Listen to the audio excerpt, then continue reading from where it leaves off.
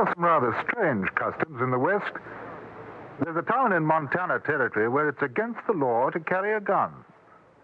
The sheriff lives by this order, but other men can die because of it.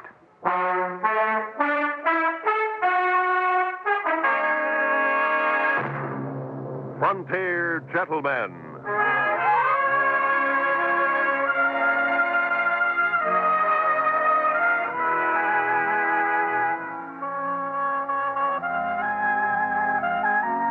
Herewith, an Englishman's account of life and death in the West. As a reporter for the London Times, he writes his colorful and unusual accounts. But as a man with a gun, he lives and becomes a part of the violent years in the new territories.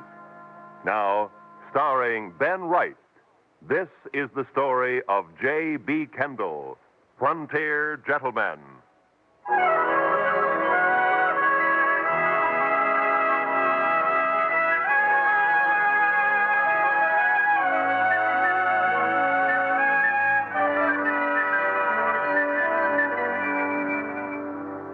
The journey had taken 98 days from St. Louis. I'd come by riverboat, up the Missouri, the little stern-wheeler climbing, churning, scuttling over 2,000 miles of sandbar and rapids. Then into the lonely wastes of another, swifter stream, the Yellowstone, until we finally docked at South Sunday in Montana Territory.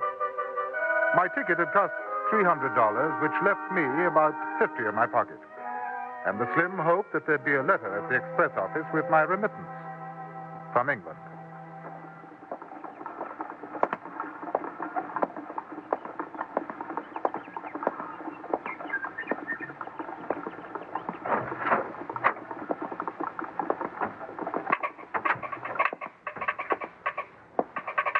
Afternoon. Just in off the boat? Right. I wonder if there's a letter for me. J.B. Kendall? Kendall. Any trouble on the way up? I hear the Sioux been kicking up their heels. Sitting Bull's making big medicine again. Don't sound good. Oh, we didn't see any. Kendall. English, ain't you? Yes. I figured by your talk. Don't see many of you in these parts. Nope, nothing for you, mister. You're sure? It's rather important. Nope, nothing. Maybe tomorrow on the Overland, though. Hey, you planning to stay a while? I think so. Better get and register, then. Register? Over to Sheriff Clanton's office. There's a notice on the wall. Maybe missed your attention. All strangers to South Sunday will, within 1 hour of arrival, register at the office of the sheriff or be prosecuted. That's Clanton's orders. Surprised you missed the signs. They're all over. Well, thanks. That's all right. Wouldn't want to see you in trouble. This ain't the healthiest town in the territory. Not for strangers. Oh? Any particular reason? Sheriff's office, 6 doors up, mister. Afternoon, Mr. Farley. This here's Mr. Kendall just off the boat. I was telling him about registering. That's a good idea. Dick Farley's one of the sheriff's deputies. Helps keep South Sunday law-abiding. It's a big job in these times. What's your business, Mr. Kendall?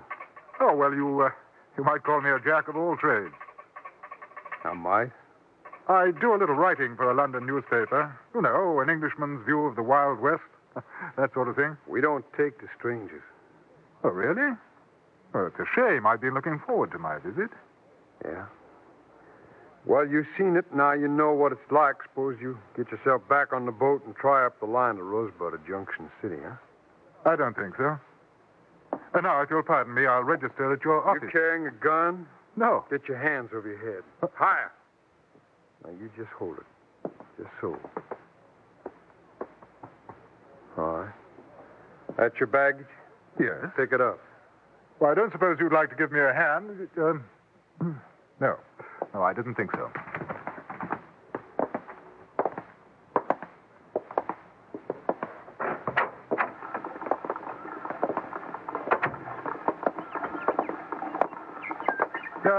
Farley, isn't it? That's right. Tell me, Mr. Farley, how did your town get its name? How should I know? Civic pride, perhaps? Mister, I don't like the way you talk or what you say, so you shut your mouth. Inside here. You just come in off the boat, Frank. Says he's a writer, a newspaper in London or something. He ain't carrying nothing. I searched. You're Sheriff Clanton? Yeah. J.B. Kendall. I understand I have to register. Yeah. You want to write about South Sunday? I might. How come? Well, as a matter of fact, the name intrigued me. You kidding? No, not at all. I write about the West, and you're in the heart of it. From what I understand, there might be trouble brewing with the Sioux and the Cheyenne. I'd like to be here if it blows up. What's the name of your paper? The London Times. You ever hear of it, Duke? No? All kinds come to these parts, mister. Now, I ain't exactly calling you a liar. Oh, that's quite all right. One can't be too careful. Here. My papers.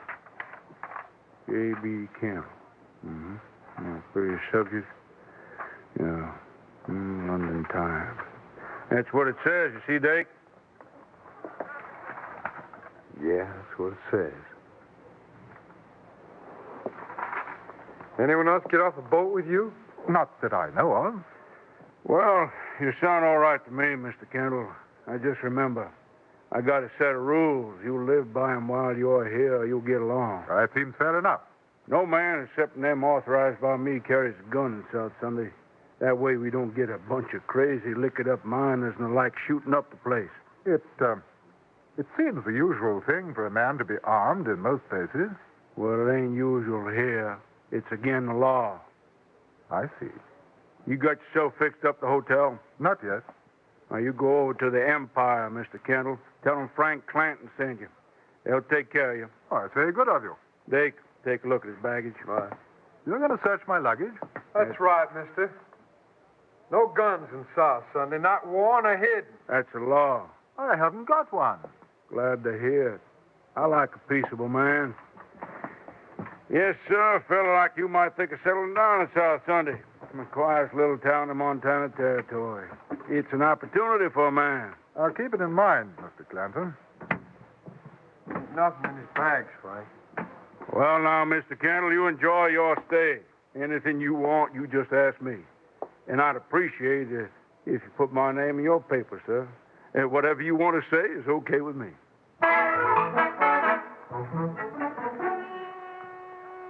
My hotel room was a palace in comparison to the cabin on the riverboat. And after cleaning up, I went downstairs to the saloon bar in the hotel and ordered a drink before dinner. The place was practically empty, but I wasn't alone for long. Hi. You're the English fella, ain't you? Kendall? Yes, that's right. I'm Lila. I work here. Frank Clanton said to be nice to you. I'm being nice.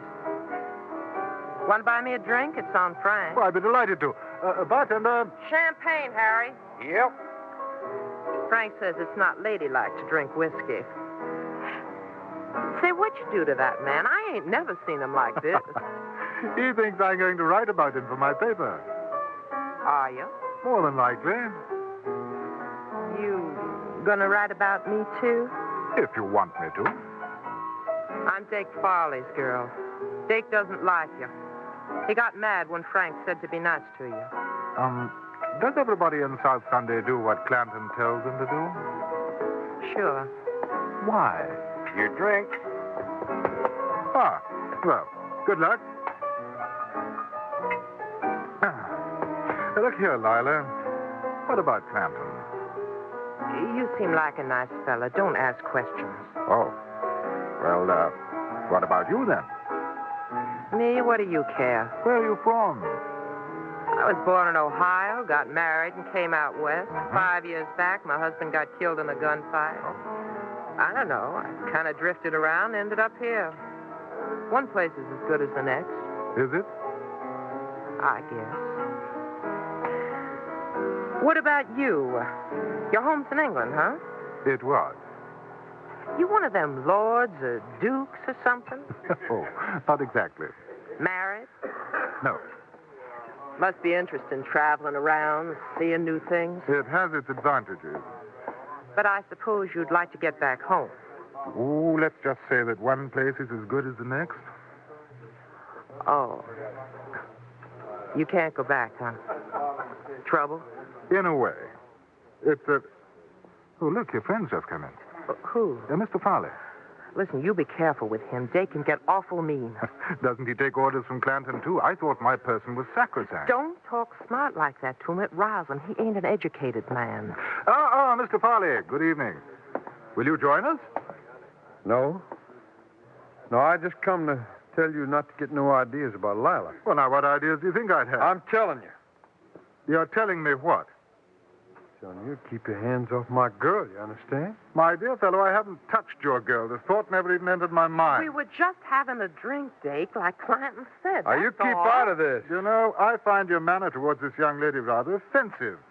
Oh, miss, you're just asking for trouble, aren't you? No, not at all. Now, you think you can come in here with your fancy talk, your fancy ways, and make a fool out of me. Now, maybe Frank's a sucker, but not me. I don't like you, and I don't trust Now, you. Mr. Farley, it couldn't be of less consequence what you think of me. He'll kill you. Just Shut like... up. Now, that I don't stand for. Shall we?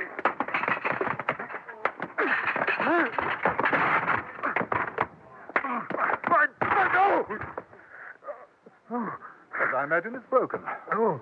And now, if you don't mind, I'll relieve you of these. Really, a chap of your disposition has no right running around with even one gun, let alone two. You should have killed him. What on earth for? Listen, there are two more beside Dake and Clanton. They'll get you. You won't have a chance. I think you'd better clear out before Mr. Farley stops bleeding. He's not going to be in a very nice mood. Where are you going? Down to Mr. Clanton's office. I've got to have a little talk to him.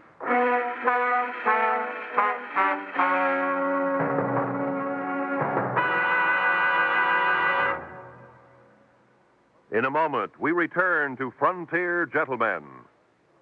People who live in glass houses maintain a fine view of the world, but they do give up a great deal of privacy in the process. Folks who like their privacy but want to know what is happening in the world satisfy their needs another way. They make it a practice to keep their radios tuned to CBS radio every day of the week. That way, they can enjoy their surroundings and still take advantage of our far-flung CBS News facilities. To keep an eye on the world, keep an ear on CBS Radio 7 days a week. Now, Act 2 of Frontier Gentlemen.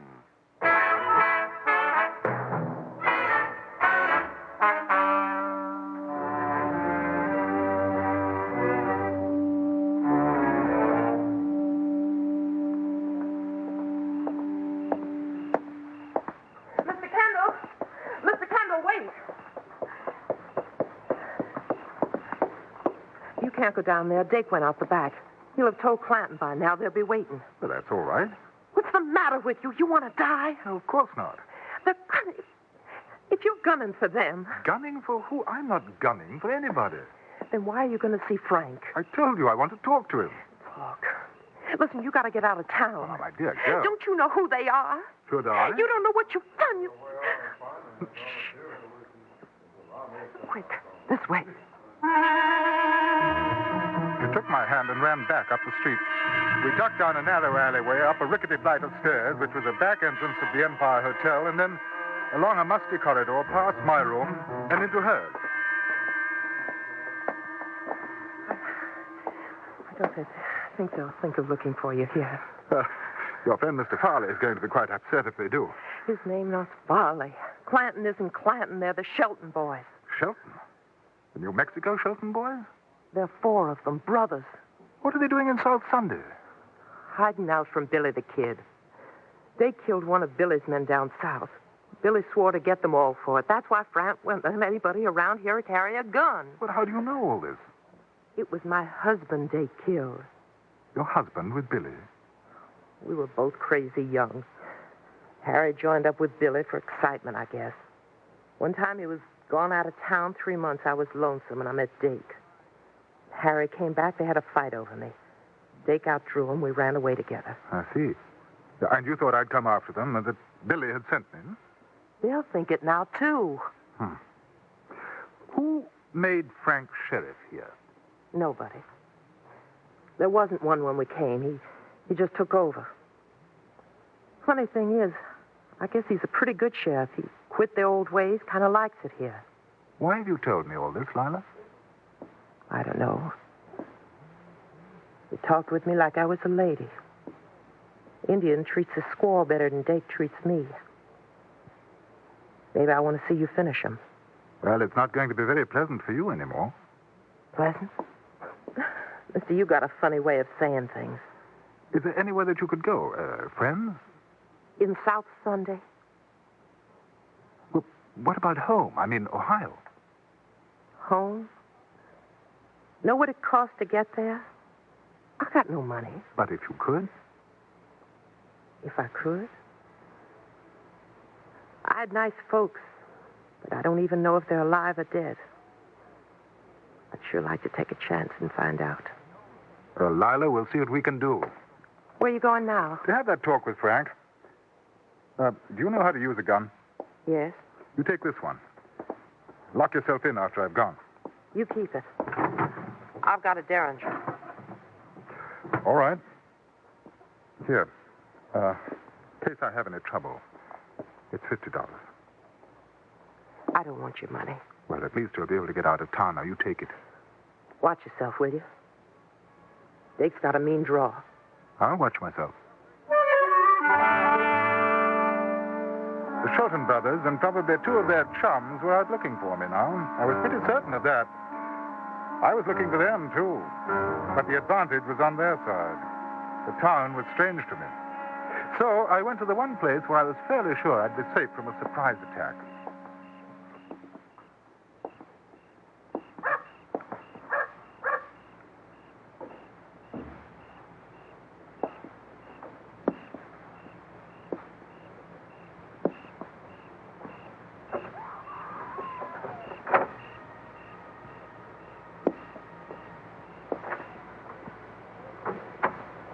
Sheriff ain't here. What do you... Careful. Keep your hands where they are. You're Kendall? I'm Kendall. Billy the Kid sent you. Now listen, You may very slowly, carefully unbuckle your gun belt and let it drop to the floor. Now, if you try to be foolish and brave, I shall be delighted to shoot you in the stomach. Oh, not me, Mr. Kendall. You see, just like you Which say... Shelton are you? Monroe. Very well, Mr. Shelton. I wish you to walk to that cell in the far corner, go in and close the door behind you. You will then stand with your back to the door. You wouldn't kill me. Oh, yes, I would. Now, off you go.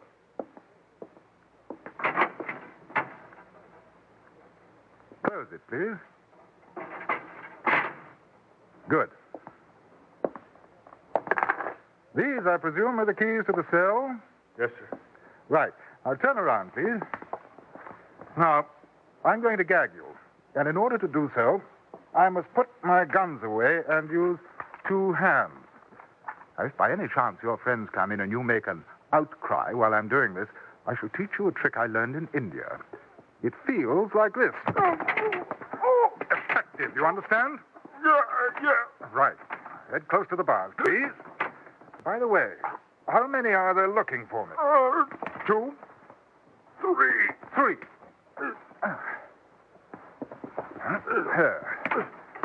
Now we'll make ourselves comfortable and wait for your brothers.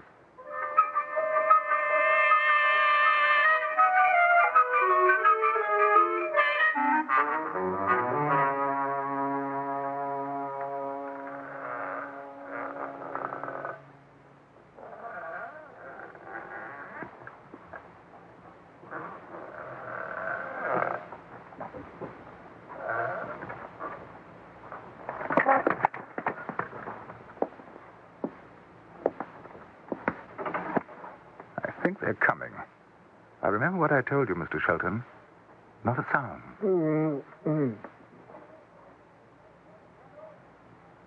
Kendall! We know you're in there. Blast. Kendall! You hear me? Is there a back door? Mm-mm. Come out with your hands up, or we're coming in after you. All right, let's get that gag off. I can see I'm going to need you. What are you going to do? I'll probably have to end up killing you. Nothing personal, you understand. What do you say, Kendall? Out you come. Open the door and throw your guns out. Oh, I've got a much better idea. You open the door and throw your guns in. Monroe, you in there? Tell him. Yeah, I'm in here, Frank. Kendall, you come on out. Maybe we can make a deal. You can keep your gun. I think it'd be safer if you came in without yours. We could rush you. You couldn't get all three of us. You have my permission. I don't know how your brother will feel about it. You want to tell him? Now, don't do anything crazy, Frank. He's got a gun at my head. He'll kill me. Frank! I hate to do this, but I'm afraid they don't believe you. No. Hey, Frank, you do what he says. All right. Kendall, we open up the door. Throw down your gun. You give us your word you won't shoot? Not unless you do.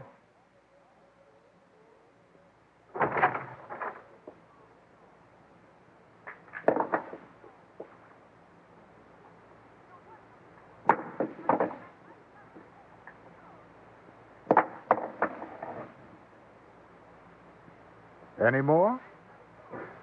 No. We're coming in now.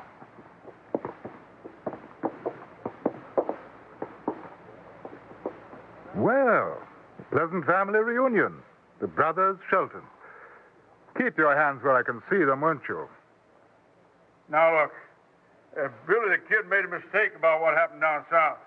Dake didn't mean to shoot Lila's husband. Now, did you, Dake? I drew him, that's all. Yeah, that's the way it was. Lila knows it was a fair fight. I should tell you. Speaking of Lila, I hope she's well. Well, she's all right. Now, we got no fight with the kid or you. Now, why don't we all go on down to the saloon, have a drink, talk it over? Now, me and my brother's been living a nice, quiet life up here. We won't make no trouble. Now, Dake! Completely dishonorable and most unwise. Any more hidden armaments?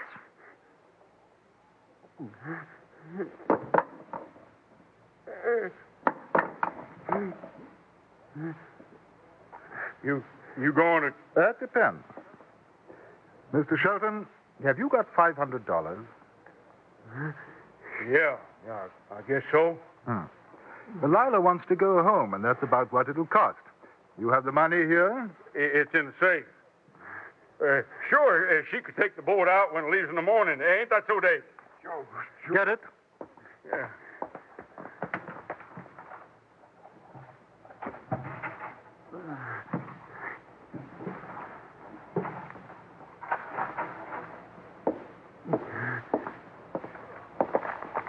Good. That settles the account. Now, all of you get into the cell. And incidentally, until this evening, I had no idea who you were, and I've certainly never met your friend Billy the Kid. I just thought you'd like to know.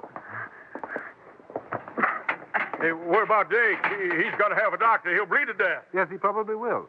Well, I'm going back to the hotel, and if Lila's all right, I'll send a doctor. If she's not, well, we'll find an undertaker.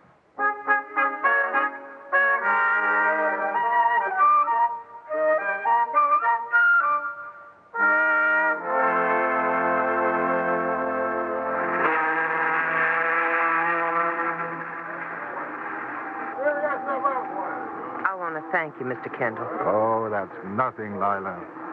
Good luck. You ever come Ohio way, you look me up, you hear? I'll remember that. You're a gentleman. I'll never forget you. Goodbye, Mr. Kendall.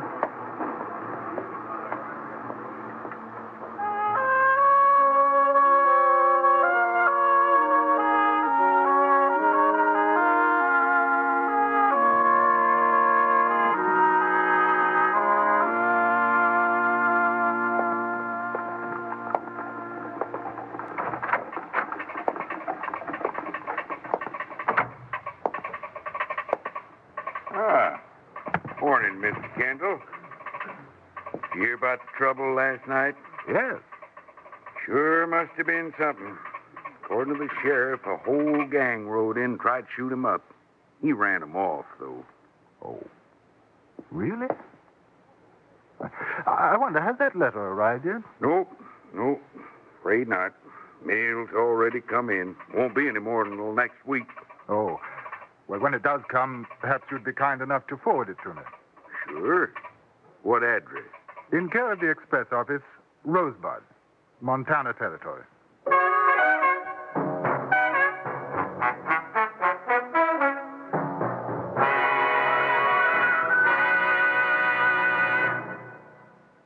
Frontier Gentlemen was written, produced, and directed by Anthony Ellis and stars Ben Wright as J.B. Kendall. Featured in the cast were Jack Crucian, Michael Ann Barrett, Stacey Harris, Vic Perrin, and Barney Phillips. Music was composed and conducted by Gerald Goldsmith.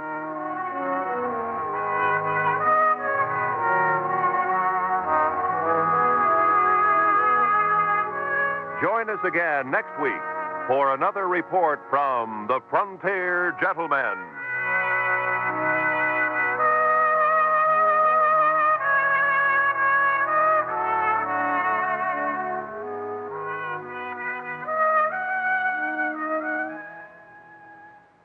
There's a town in Montana Territory, but it's against the law to carry a gun. The sheriff lives by this order, but because of it, other men can die.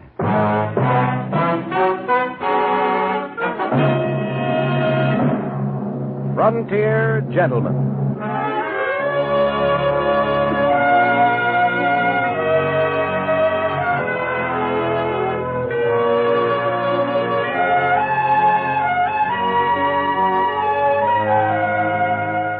Herewith, an Englishman's account of life and death in the West. As a reporter for the London Times, he writes his colorful and unusual accounts. But as a man with a gun, he lives and becomes a part of the violent years in the new territory. Now, starring John Daner, this is the story of J.B. Kendall, Frontier Gentleman.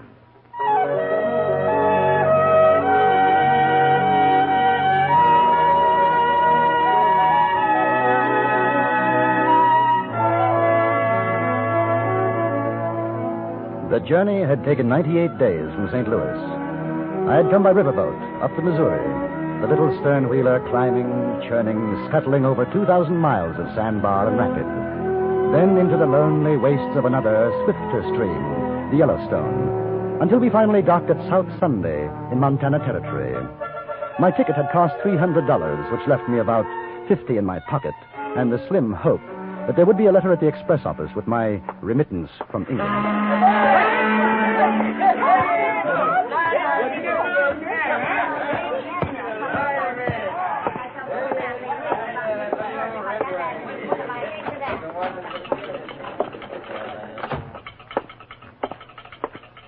Afternoon. Just in off the boat? Right. I wonder if there's a letter for me, J.B. Kendall. Kendall, any trouble on the way up? I hear the Sioux been kicking up their heels. Sitting bulls making big medicine again. Don't sound good. We didn't see any. Kendall, you English, ain't you?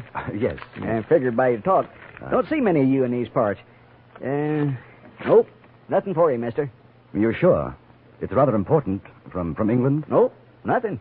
Maybe tomorrow on the overland, though. They say, you planning to stay a while? I think so. Better get and register then.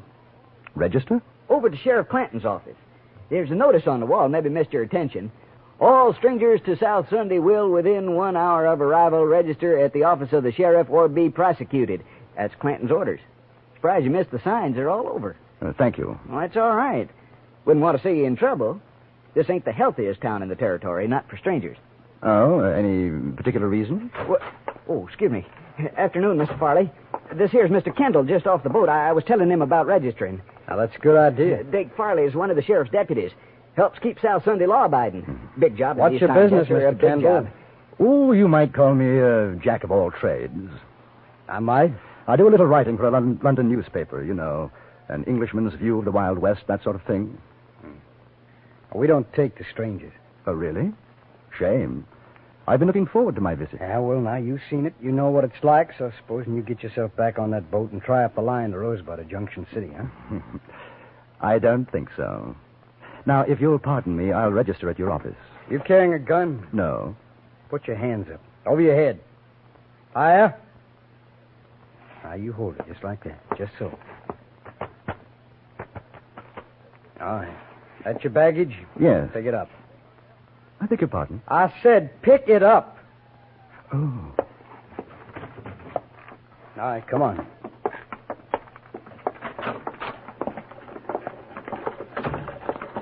Tell me, Mr. Farley, how did your town get its name? How should I know? Well, I thought you'd take an interest, just as a matter of pride. A civic pride. Mister, I don't like the way you talk or what you say, so you shut your mouth. Here? Well, inside.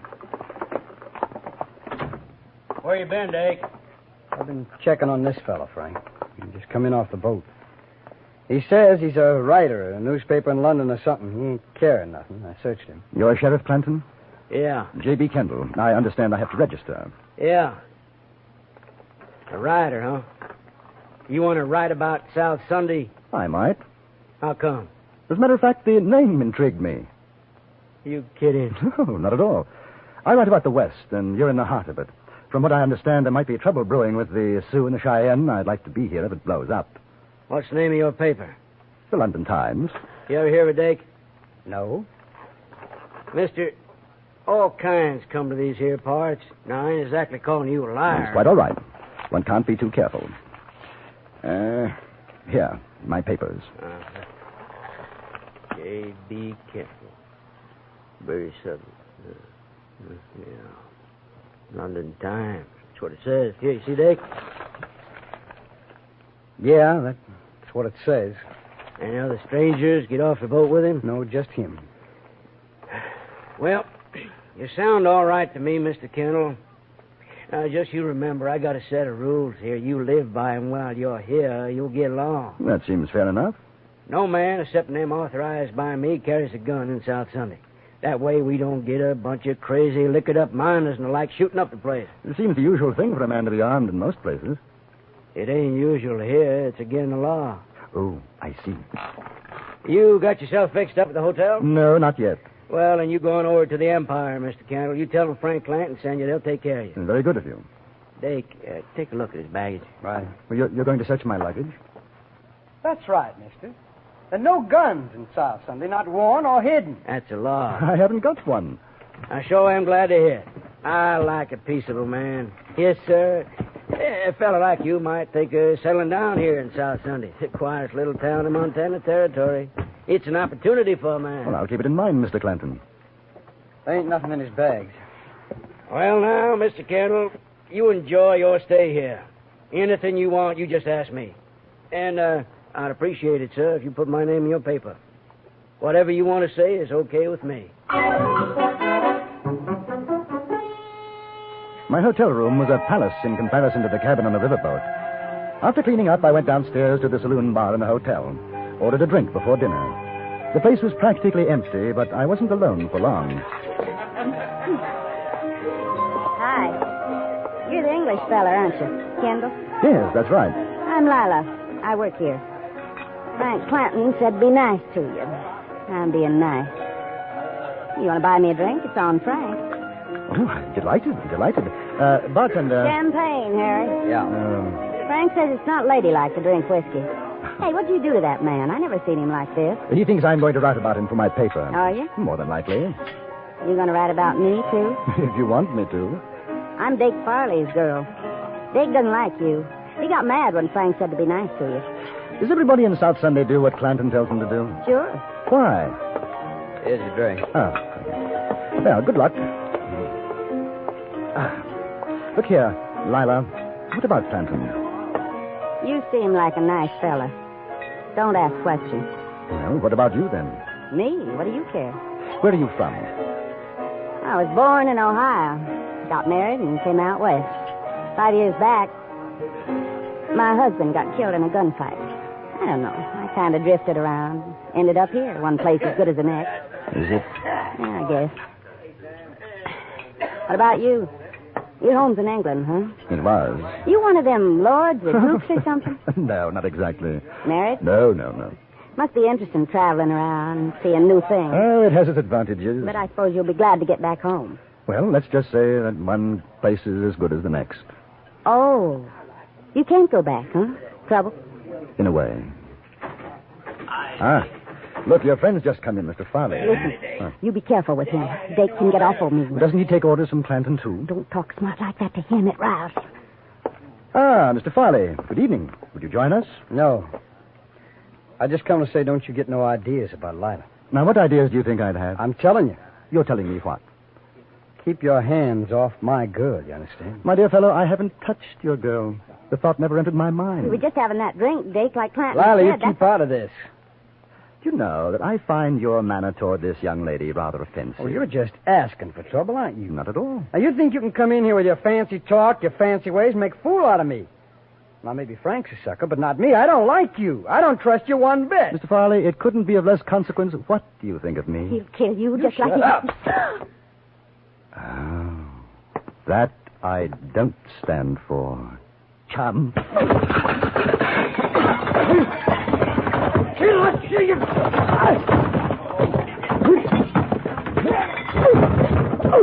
Oh, my God.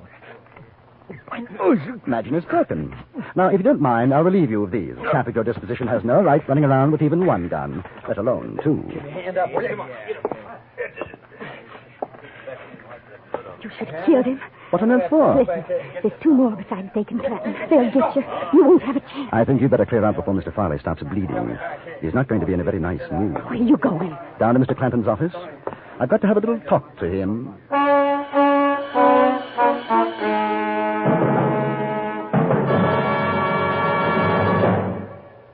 In a moment, we'll return to Frontier Gentlemen. Who gets the last word? It all depends on who's playing CBS Radio's fascinating game Tuesday evening with Dr. Bergen Evans. A regular panel member is the witty and erudite John Mason Brown. Other guests vary from week to week. This Tuesday, they'll be Gary Moore and Lael Wertenbaker. These bright people take off from language questions sent in by listeners and cover all sorts of fascinating ground before one or another of them ultimately gives you the last word on the question. Get the last word this Tuesday when it comes to you over most of these same stations. And now we return you to Anthony Ellis's production of Frontier Gentlemen.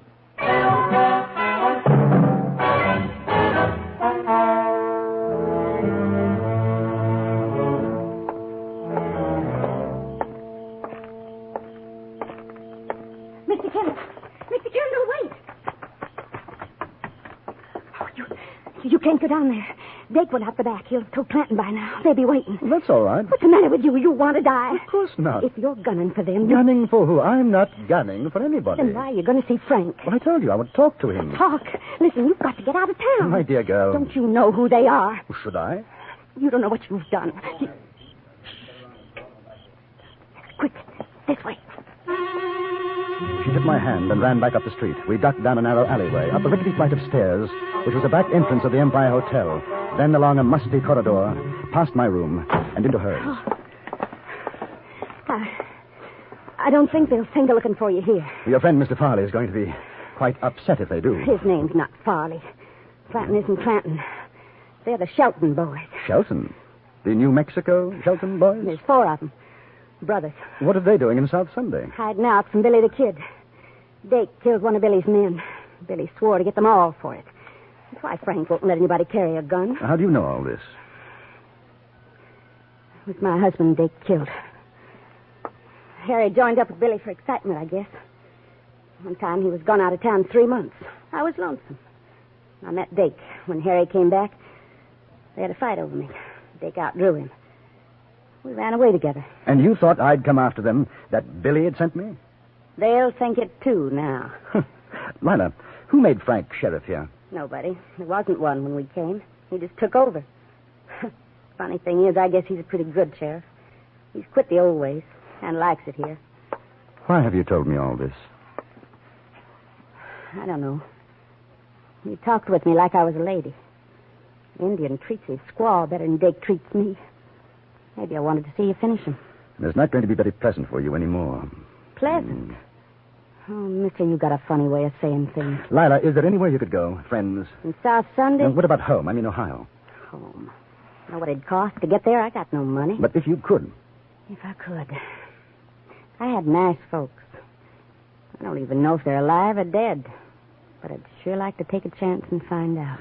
Well, Lila, we'll see what we can do. Where are you going now? To have that talk with Frank. Do you know how to use a gun? Yes. Take this one. Lock yourself in after I've gone. You keep it. Huh? I've got a derringer. Oh, all right. Here. In case I have any trouble, it's only $50. I don't want your money. Well, at least you'll be able to get out of town. Now, take it. Watch yourself, will you? Dake's got a mean draw. I'll watch myself. The Shelton brothers and probably two of their chums were out looking for me now, and I was pretty certain of that. I was looking for them, too, but the advantage was on their side. The town was strange to me. So I went to the one place where I was fairly sure I'd be safe from a surprise attack.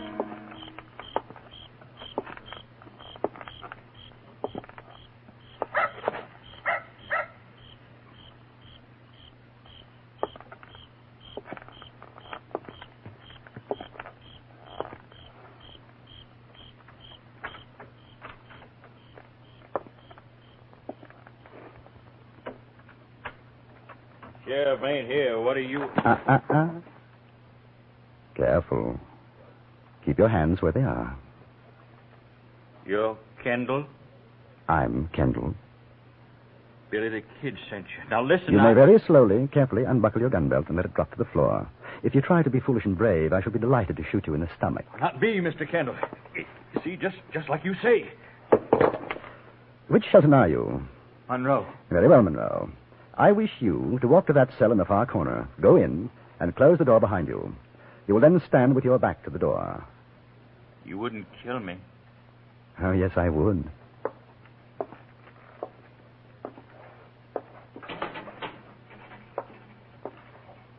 Close it, please. Good. Turn around, please. Now, I'm going to gag you. In order to do so, I must put my guns away and use two hands. If by any chance your friends come in and you make an outcry while I'm doing this, I shall teach you a trick I learned in India. It feels something like this. Effective, don't you think? Yeah. Right. Now, head close to the bars, please. Oh, by the way, how many are there looking for me? 2? 3. 3. There. Now, we'll make ourselves comfortable and wait for your brothers.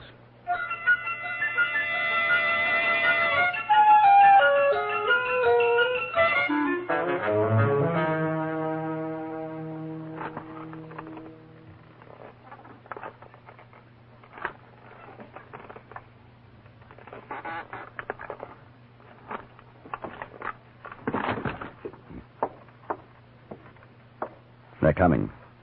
Now remember what I told you, Monroe. Not a sound. Hand up! We know you're in there. Blast. Hand up! You hear me? Is there a back door? Come out with your hands up, or we're coming in after you. Let's get that gag off. I can see I'm going to need you. What are you going to do?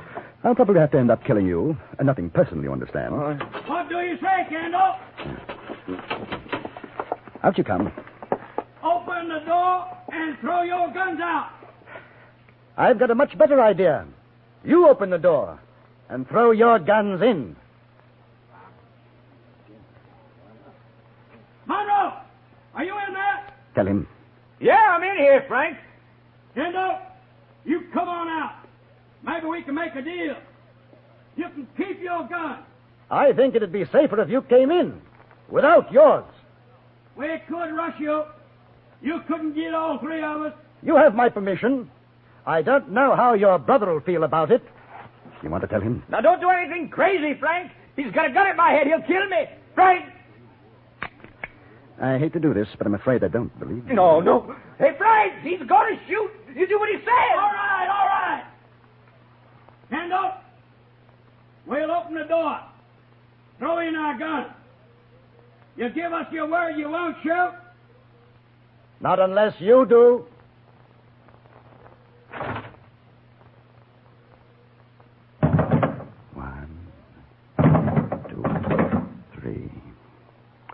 Any more? No. We're coming in now. Well, a pleasant family reunion. The brothers Shelton. Keep your hands where I can see them, won't you? Now, look. Kid made a mistake about what happened down south. Dake didn't mean to kill Lila's husband, did you, Dake? I drew him, that's all. Yeah, that's the way it was. Lila knows it was a fair fight. She'll tell you. Speaking of Lila, I hope she's well. Oh, she's fine. Now, we got no fight with the kid or you. Now, why don't we all go on down to the saloon and have a drink, huh? Talk it over. Me and my brothers have been living a nice, quiet life up here. We don't want to make no trouble. Get him, Dake! Frankie! Completely dishonorable and most unwise. Frankie! Any more hidden armaments? You going to kill us? It depends. Mr. Shelton, have you got $500? Yeah, I reckon so. Lila wants to go home. That's about what it'll cost. You have the money here. Yeah, I was going to say. Mm-hmm. Well, sure, she could take the boat out when it leaves in the morning. Ain't that so, Dave? Sure she can. Get it.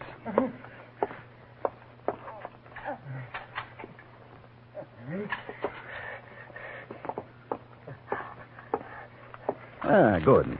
That settles the account. Now, all of you, get into the cell. Oh, incidentally, until this evening, I had no idea who you were. And I've certainly never met your friend, Billy the Kid. I thought you'd like to know. Hey, what about Dake? He's got to have a doctor. He'll bleed to death. He probably will. I'm going back to the hotel. If Lila's all right, I'll send a doctor. If she's not, we'll find an undertaker.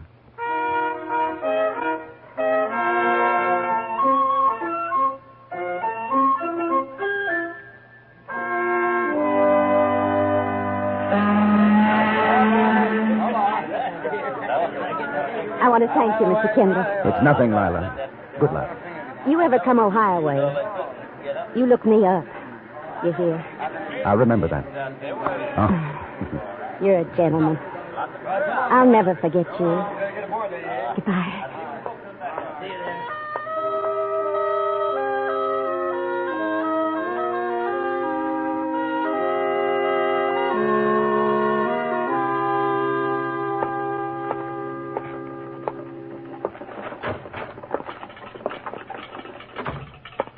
Morning, Mr. Kendall.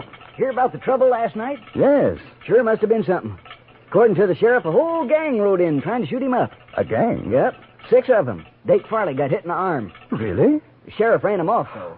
Marvelous. I'll have to mention that in my article to the London Times. Now, I wonder, has that letter from England arrived yet? No, I'm afraid not. Mail's already come in. Won't be any more till next week. Well, when it does come, perhaps you'll be kind enough to forward it to me. Sure. What address? In care of the Express Office. Rosebud, Montana Territory.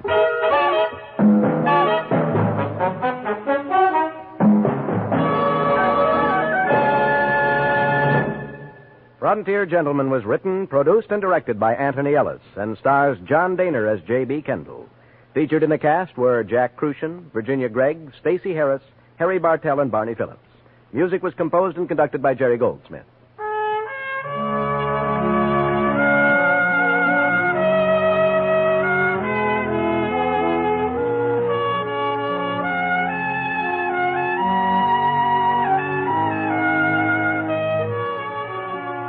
Join us again next week for another report from the Frontier Gentleman.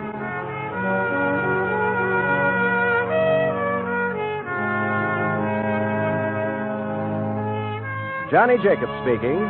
This is the CBS Radio Network.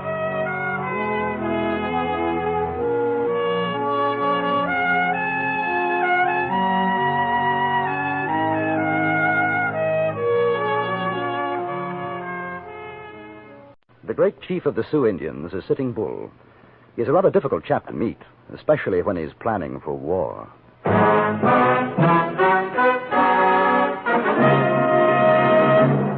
Frontier Gentleman.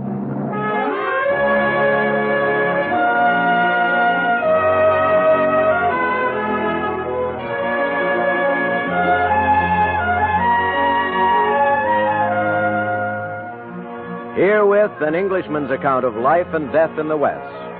As a reporter for the London Times, he writes his colorful and unusual accounts. But as a man with a gun, he lives and becomes a part of the violent years in the new territories. Now, starring John Daner, this is the story of J.B. Kendall, Frontier Gentleman.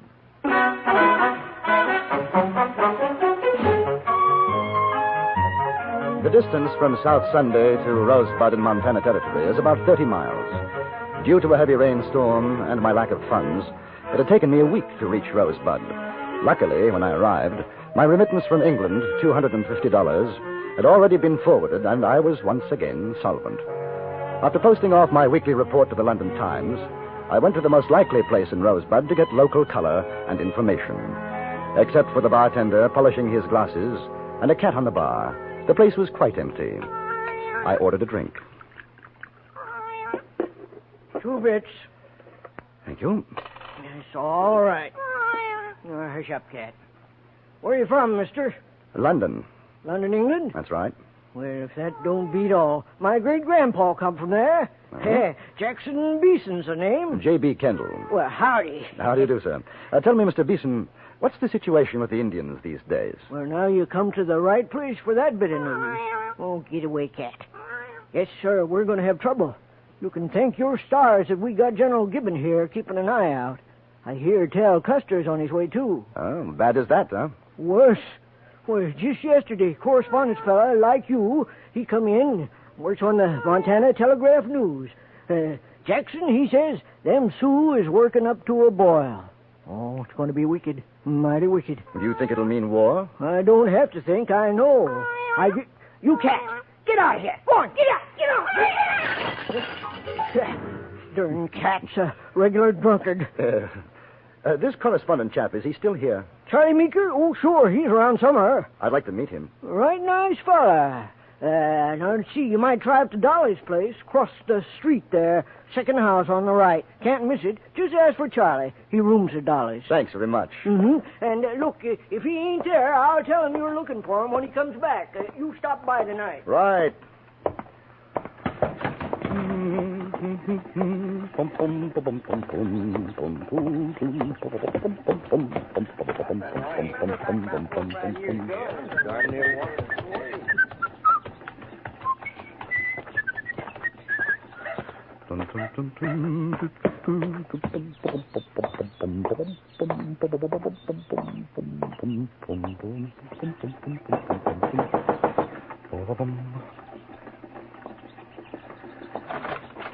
Well, hello, early bird.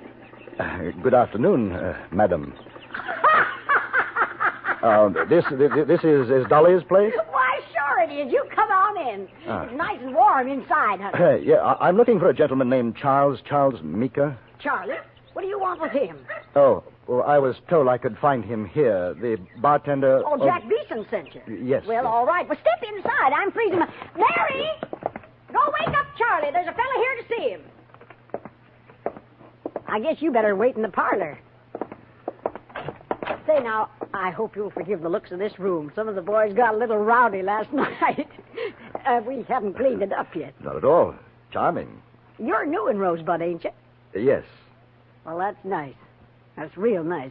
I can see you're a gentleman. It's always nice to meet a gentleman. Sit down. Make yourself comfortable. Mr. Kendall. Well, Mr. Kendall. You're a friend of Charlie's, huh? No, we've never met. Well, he's a nice boy. He's real nice. He sure never forgets me. Anytime he's in these parts, he brings old Dolly a present. Can I get you a drink? No, thanks, just the same. Hey, you ain't a dominie, are you? Dom? A preacher? Oh, no. Well, I sure do admire to hear you talk. I wish you'd say something else. Somebody looking for me, Dolly? Oh, this here's Mr. Kendall, Charlie boy. All right. How do you do, sir? Well, you got business to talk, so make yourselves at home. It's sure been a pleasure, Mr. Kendall. Maybe you'll call again. Thank you very much. You'll have to excuse me, Kendall. I just woke up. Big night. Oh. And a big head. What can I do for you? I understand you write for a newspaper, Mr. Meeker. Charlie. Yeah, Virginia City, Montana Telegraph News. I know. I do some correspondence myself for the London Times. Hey, I'm proud to meet you. May I return the compliment? Look here. Is it true what I've been hearing, these rumors about a Sioux uprising? Yeah, more than rumors. It's coming. Well, this chief, Sitting Bull, have you ever seen him? Once, a few years back. Big council between one of our government commissions and the Indians. Oh, I'd like to meet him. See him, you know? No, not a chance. Not anymore. A while ago, maybe, but those Indians don't trust the white man now. I tell you, they're getting ready for war. Is there any way to make contact with him? Probably. There's plenty of Indian scouts, interpreters hereabouts who could, but for a white man, it'd be worth his scalp. How would one go about it? Are you serious? Completely. Do you know where I could find him? I got a pretty good idea. You want a drink? No, thank you. There's talk of a whole lot of Indians moving off the reservations, going up Tongue River country. Might be headed for Sitting Bull's camp. How far would that be? 30 miles, maybe. Now, listen, mister. When the Sioux go on the warpath, the best place for you and me is someplace else. Well, do you think you could find me one of those Indian scouts? Someone to guide me to Sitting Bull's camp? You mean it, don't you? Absolutely. What a story. Interview with Chief Sitting Bull? No, it's crazy. They'd kill us, sure. No, Campbell, the best thing for you is to talk to some of the old-timers. They'll tell you about him, and then you can send your report in on that. It's a whole lot safer.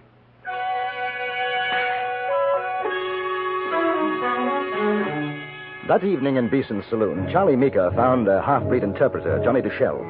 He was a big man, dark, with handsome features, and when he smiled, which he did constantly, there was something at odds in his eyes, veiled, a coldness.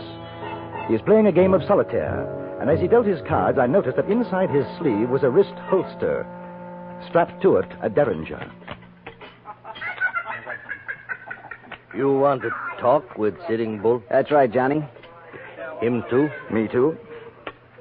Suppose he don't want any talk with you. Suppose he want to take your scalp. That would be rather awkward. Johnny, how well do you know the chief?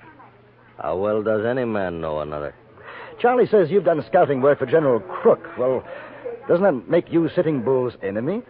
Yesterday I scout for the soldier. Tomorrow maybe I fight with the Indian. Who knows? Yes. Well, the point would seem to be, whose side are you on if you do guide us? If I do this thing, you put your trust in me. I see. Well, what do you say, Johnny? Can you take us to him? Black ace on the red 2. Yeah. You got $50, silver? Kind of high, isn't it? Sitting Bull, one big chief. You want me to take you to Red Cloud, Crazy Horse? Maybe cost less. What do you think, Campbell? I'm not sure. Maybe you find somebody, do it for less. He'd take you to India and cut out your heart, huh? Now, Johnny's all right. 25 apiece would be worth it. All right. When, Johnny? Tomorrow. Fine. Take no guns. Hey, wait a minute. Indians see you with guns, they say you coming for no good. Without guns, in peace. No guns. It's sort of risky, isn't it, Johnny? Not with me, along with you. What time? We meet outside the state station. 6 o'clock. See you then. Well, then you better give it to me right now.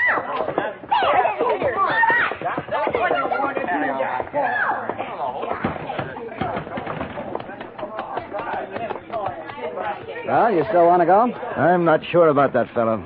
That's a chance you take these days. We can back out. No. But to be on the safe side, Charlie, I think 2 guns in shoulder holsters would make me feel a bit better. Sure. You got them? Never use a gun myself. No. Oh, yes, I've got them. Look here, Charlie. Now, this is my idea. No need for you to come along, you know. What's the matter? You want the story for yourself? No, not that at all. I'm sorry. I only thought that... Forget it. We'll go together. Hey, how about coming over to Dolly's with me for nightcap? No, thanks. Not tonight. Sleep for me. Oh. Well, see you in the morning. We can pick up horses at the livery stable. So long. I watched him walk away, a rather short, thin man, shoulders a little rounded. And then he was lost in the shadows, and I had that odd sensation of having lived this moment before. It had been in Peshawar, in northern India. I remembered a good friend who had walked away from me in the night. The next morning, his head was thrown through the barracks windows.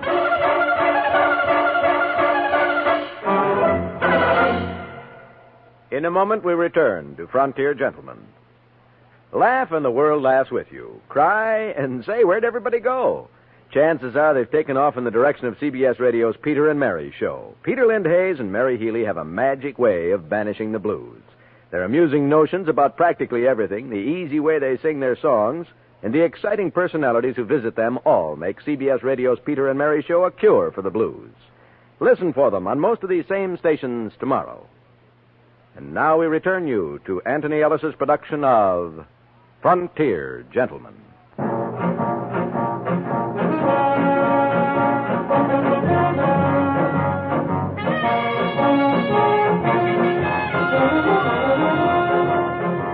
The morning was gray, a bit windy. We left Rosebud at 6 o'clock and rode steadily toward the southeast.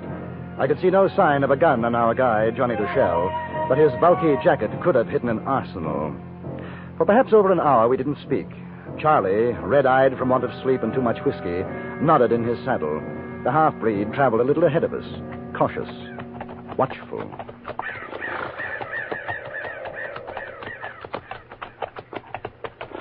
Hey, Kendall. Yes? Never drink Dolly's rot gut. I won't. I can take the pepper, even the tobacco juice she puts in it. But that whiskey... You know, we had a cure for your complaint in India. Oh? Curry powder, ginger, a snake's head, preferably a cobra, a big spoon of sugar, stew the whole thing in a pot of strong tea, and then drink it down. Exactly. It's a miraculous cure. You'd probably end up chucking the whole mess out the window, but you forgot your headache. What were you doing in India? Army, mostly. Officer? At one time, captain. See much fighting? Enough. Who are you with? The cavalry regiment. You don't like to talk about it much, do you? No, not much. Hey, better hold up. Johnny's seen something.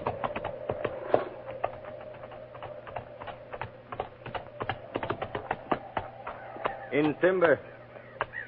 Cheyenne, I think. You stay. I talk to them.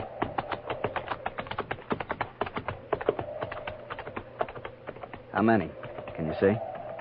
5 or 6. Might be others in the woods. Hey, you know something funny? I'm scared. Think about your headache. No, thanks. Too close to my hair. You ever see a scalp man? No. But I shouldn't worry.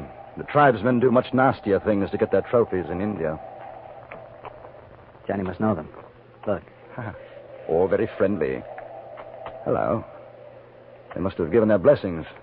You think so? Either that or Johnny's made an arrangement with them to cut our throats. He looks happy enough. That tall wolf and his brave. They will ride to the council. Tell of our coming. Glad to hear it. We go on now. Johnny smiled, turned away, and we rode on. I had the distinct feeling that he knew exactly what he was doing, and we didn't. Another hour passed. If there were more Indians about, we didn't see them. The terrain was becoming more rugged, and when we reached a narrow stream, Johnny called a halt. We rest the horses. All right. I think I'll get myself a drink. Water, that is. Funny, we haven't seen any more Indians, Johnny. They all at great council. You seem pretty sure we won't be attacked. I told Tall Wolf you come in peace. Possibly there are others besides Tall Wolf who won't feel as he does. Possibly. We see at the council. Well, you're not worried, though. I am not worried. You're smiling. Good for a man to smile. Depends on his reason. I smile because you paid me $50 silver to bring you here. Tell me, Johnny, what will it cost to take us back? The cost to you will not matter. I think you will not be going back. He made a slight movement with his hand, and a derringer appeared in it. For a moment, I had forgotten his wrist holster. He was standing no more than 4 feet from me, and I didn't move. If you'd ever seen what a 41 derringer can do to a man, you'd understand. Then he brought out a revolver from his jacket and backed away a few steps. That was when I saw Charlie at the stream. He had a rock in his hand, his arm cocked back. At the moment he threw it, the half-breed turned and saw him. Where are you hit, Charlie? Chest. Boy, that feels worse than Dolly's rot gut. He's not dead? No, I'm not dead, you stinking breed. You, Kendall, take off your jacket. Ah. Untie those shoulder holsters. Let them fall to the ground. Move back. Stop. You both got more silver. Give it to me. I'll spit in your eye first. I told Tall Wolf I take you to Sitting Bull as my prisoner, alive. He will think well of me, give me place of trust. Your own mother wouldn't trust you, Johnny. With much silver, 2 horses, even a stinking breed will be important man. Give it to me. You'll find a bag in my jacket. Good. Now, you both, you walk. I ride behind. Can you get up, Charlie? Sure. Here, I'll help you. It's my fault. I should have done something sooner. I wasn't sure about him. Walk. Cross the stream. Follow the trail. Come on. Lean on me.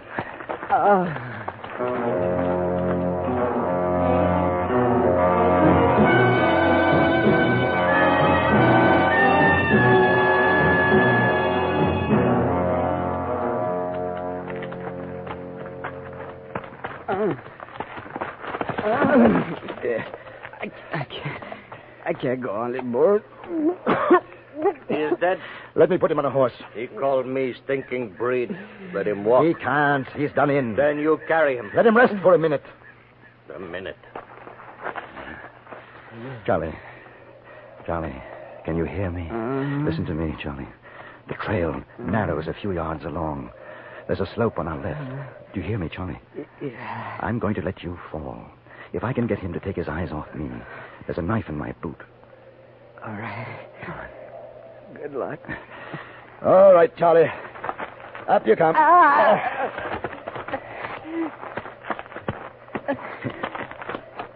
Getting close, Charlie. Now, when you fall, keep your head down in case he starts shooting. What a way to die. I could hit Dolly's right now. If we get back alive, I'll join you. About 10 more steps, Charlie.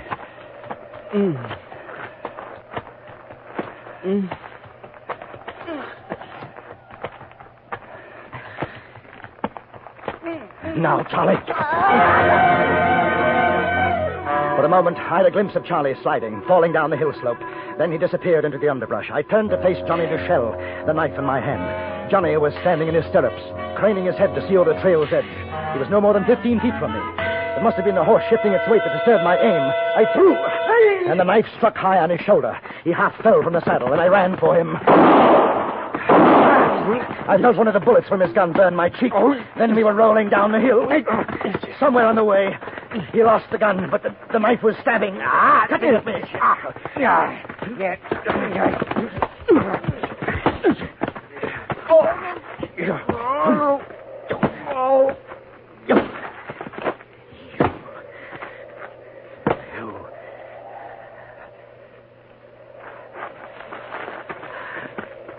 Charlie. Charlie. It's all right. He's all right, Charlie. He's finished. He's finished. Something tells me we don't get to say Sitting Bull today. Better luck next time. Hey, Kendall. Whiskey's paid for. But I owe Dolly for room and board. It's only...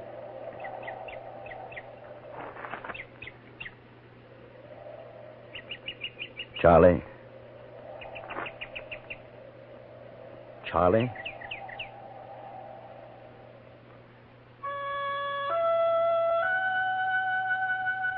I took Charlie back to Rosebud, to Dolly's place. She had me put the little man on the parlor couch. Then she knelt by his side, took his hand in hers. Charlie, boy, it's Dolly. This was my place, mister, like the one I never had. My good, bad boy. Dolly misses you, Charlie, boy. Wake up, son. Most of Rosebud attended the funeral of Charles Mika. I sent the story to his own newspaper, as well as to the London Times. And for Charlie, I decided to stay on in Rosebud, to have another shot at a meeting with Sitting Bull.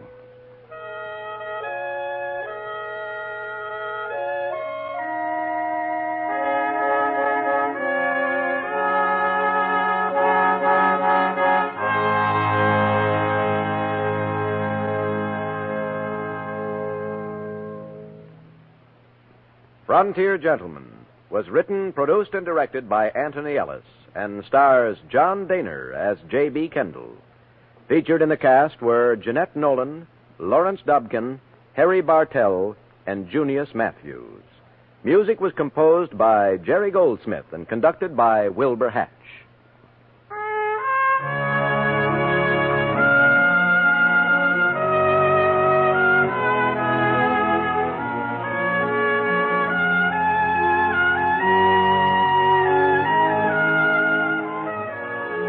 Later today, you'll have 5 more engrossing dramas waiting for you on CBS Radio, starting with Suspense, which today stars Herbert Marshall.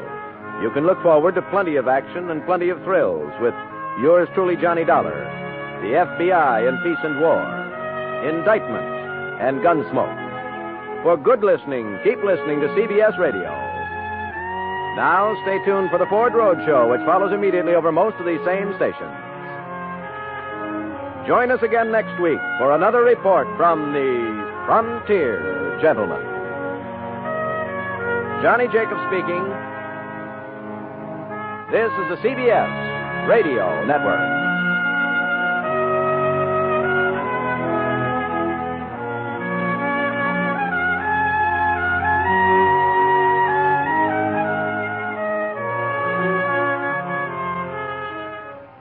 There are places west of the Missouri where gambling stakes are rather high. This is particularly true when the wager depends on a man's life.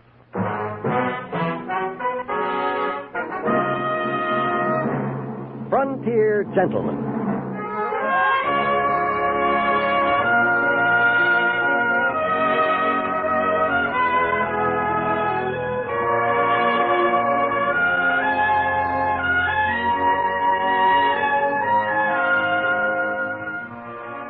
Herewith an Englishman's account of life and death in the West. As a reporter for the London Times, he writes his colorful and unusual stories. But as a man with a gun, he lives and becomes a part of the violent years in the new territory.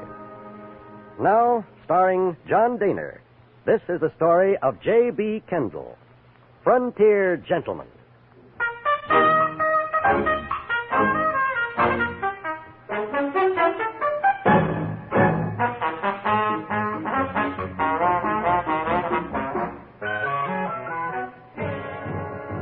I had stayed in Montana Territory hoping for an interview with Sitting Bull or even Crazy Horse. But General Crook's attack across the Tongue River put an end to that hope, at least for the time being. And so, with a full-fledged Indian war exploding around me, I had no choice but to remain where I was. The settlement with a normal population of perhaps 100 had swollen to 4 times that number. The saloon keeper, gambler, and others were doing a thriving business, and the most popular spot in town was undoubtedly a place bearing the rather, sanguinary legend, Jug of Blood. It was what is known as a honky-tonk. I was passing outside when the trouble began. The doors flew open and half a dozen brawling men erupted in the street. In sheer self-defense, I became a combatant.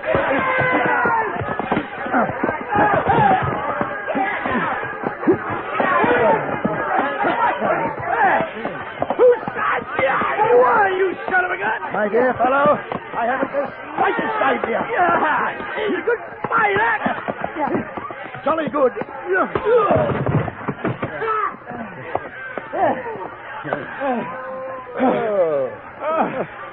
Oh, just some no good son of a gun was cheating at poker.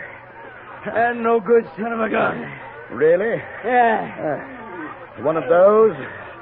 How should I know? I wasn't playing. I just heard it all. Yeah. You know, if there's anything I hate, it's no good cheating son of a gun. Yes. Bad form. I don't blame you. Hey, well, what's your hurry? now, if you'll pardon me. Hey, come on in and have a drink. No, I don't think so. Thank you. Oh, come on. There's mighty pretty little gals in there. You know, Jake Hunter hired them all the way out from back east. It was on their way up to Virginia City. His Sue ruckus was held him old. I'm sorry to hear it. But now, really, I must be going. Oh, mister, you ain't seen such dancing, such carrying on. I'll be a son of a gun if I let you move on without seeing the nicest bit of female woman flesh this side of St. Louis. Son of a gun, come on, let's go. You won't be sorry.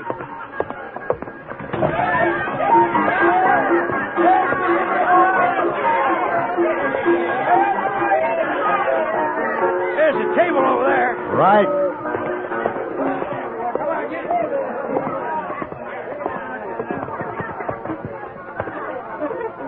Well, it's kind of early. It's still a little quiet.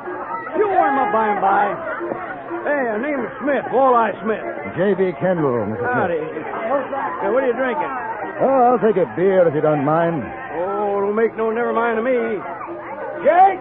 Yeah? A beer from a pound, whiskey for me. Tell Andy to bring him over. Okay.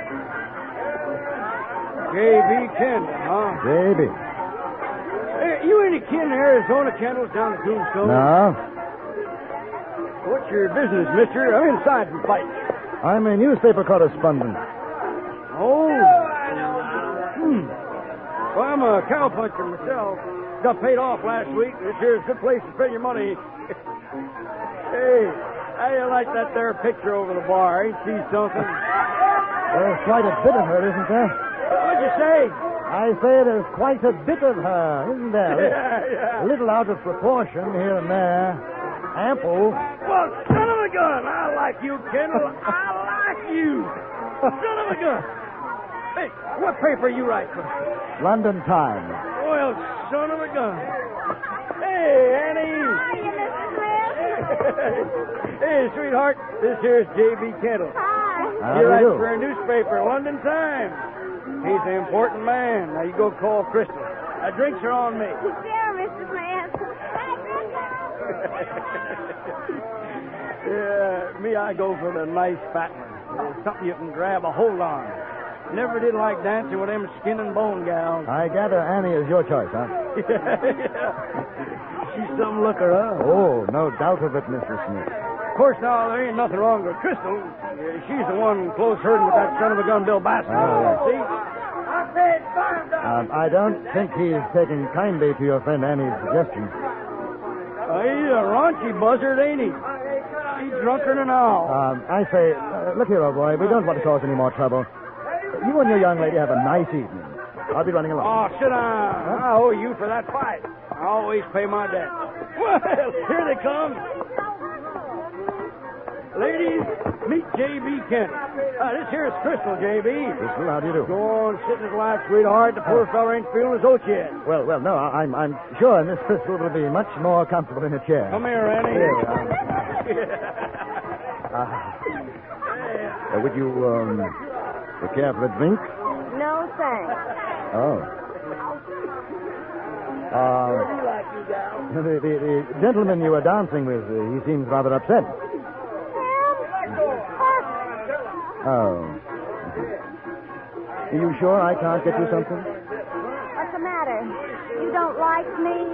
Ain't I good enough to sit in your lap? Oh, no, not at all. I'd be delighted, but I'm Wild Bill Baskin. Ain't no man nor dog would take my gal away from me. You riding herd on Crystal Bill? I'm riding herd on no one.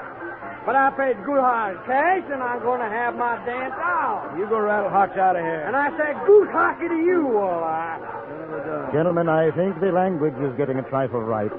After all, there are ladies present. Well, who are you son of a gun? The name is Kendall. Well, goose hockey to you, You Kendall. had your ride, mister. I ain't dancing no more with you. He'd like to stomp I'll my pay you feet off, Mr. Kendall. I rather think it's up to the lady. Don't you, chum? Lady? She ain't no lady. Bill. Son of a gun. Bill, I'm giving you 1 second to rattle Hawks out, and then I'm going to blow your ears off. No. Oh, no need of you that, are. Mr. Smith. You'll go along quietly, won't you, Mr. Bascom? You think you're a pretty big son of a gun, don't you? Well, you don't stampede me, mister. Now, come on, girl. Not at all polite. You're breaking my heart. Then be a good chap, and as Mr. Smith puts it, go rattle your heart. Ain't no son of a gun telling me what to do. I'm Wild Bill Bascom. And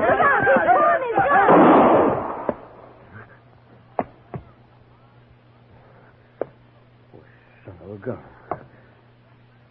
You killed me. What's he mean you killed him? He shot himself. You didn't even draw on him. I don't allow no gun shooting in here. Jake, it's Bill Bascom. He aimed to salivate Mr. Kendall here, and he killed himself instead. Oh, that silly son of a gun. Now, you boys, you get him up out of there. That rug cost me $300. Will somebody get a doctor? He's not dead. I bet he is. How much you bet, mister? He ain't dead. I seen him move. Look. Why don't you shut your mouth? Now, get him off my rug. Take him in back. You can put him on the faro table. Give me a hand. Yeah, sure. Somebody find a doctor, please. Ain't no doctor except an army surgeon. He's getting himself scalped by his crew.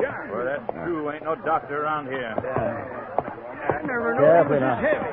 Carefully. All right, break up the game, boys. There's a goner here. Needs a table. Come on, brother. I tell you. All right, boys. Put him down.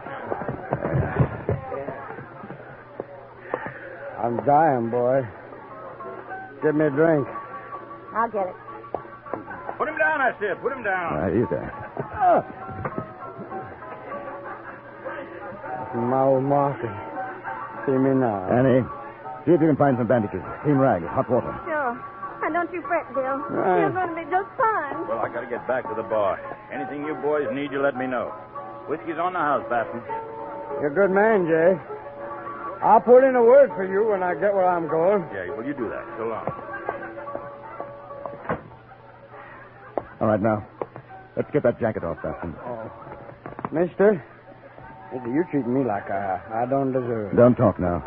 Smith, get the other arm. Sure. Hey, no, I know. Now, wait a minute. Now, look, I ain't kidding you. These are my dying words. I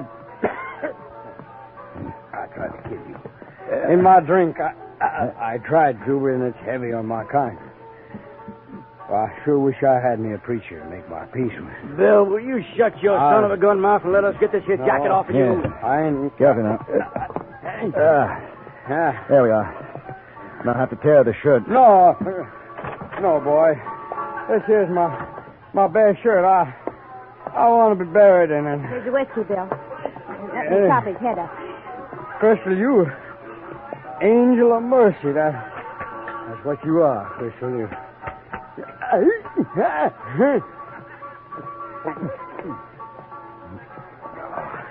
Crystal girl, asking your forgiveness, sweetheart. I acted purely like a boomtail with you. Forget it, Bill. Finish your drink. Does look mean, don't it, Mr. Kent? Smith, come over here. Just hold it still. I reckon he ain't got long. You know, if he don't bleed to death, it's gangrene for sure. Now we can stop the bleeding, I think. But we've got to get that bullet out. Oh, ain't nobody around here crazy enough to try that. Ain't no sense carving up the poor son of a gun. Let him die comfortable like He doesn't have to die. There might be a chance. Will you help? Help what? Operate on him. You're loco. There's nothing to lose. How about another drink, boy? I'm going fast. You all right, Mr. Kendall? Give him all he wants, Crystal. Keep pouring it into him. Now, you think it's fitting for a man to die drunk? I think it's fitting for a man not to feel any more pain than he has to. What you doing with that knife? I told you I'm going to take that bullet out of him. If you want to help me, good. If not, you'll oblige me by rattling your hocks out of here.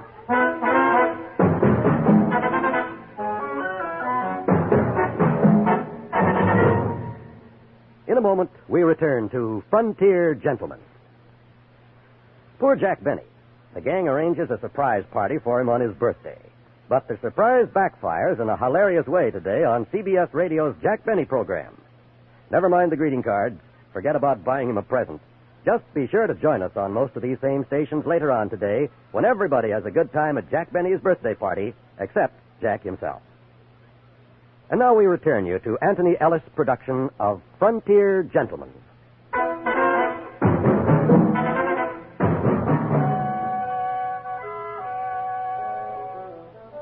There are some men who possess a rather odd sentimentality about pain and death. They don't hesitate to empty a gun into a living body. With clear and shining conscience, they do this deed. But for those same men to retrieve a life, to cut into flesh to do so, that is a different matter. Walleye Smith was of this type. The thought of operating on Bill Bascom offended his sense of delicacy. Oh, you ain't no doc. You can't do that. I can bloody well try. I couldn't find no bandages, so I tore a sheet up. And here's your water. Good girl. Put it down on the table. Now, which one of you ladies will help? I will. Oh, sure. Me too. All right, we'll try to stop the bleeding first. How do you feel, Bill? I'm dying, partner. How about another drink? Annie, Sure. Crystal, take some sheeting. Press it over the wound. Keep holding it there. Now, come on. The son of a gun, Kendall. I say you can't do it. My dear fellow, will you step over here for a moment? Now, Smith, look here. The fact that Bascom might die is partially my fault. How come? He shot himself. Circumstances. Kismet. Well, you ain't no doc. So you said. You'll kill him. If we're lucky, I won't. If a man's luck runs out, that's the end. It don't pay to go again nature. At a less pressing moment, I should be delighted to enter into a philosophical discussion with you, Smith, but not just now. Now, be a good chap and don't argue. But I ain't arguing, you son of a gun. I'm telling you, you ain't going to cut Bill up. Miss, I took you for something more than a thick-headed clodhopper. I see I was mistaken. Oh, mister, you go on talking like that, there's going to be another dying man in here. Oh, dear. Awfully sorry. Son of a gun. What's the matter with you boys? You stop, you hear?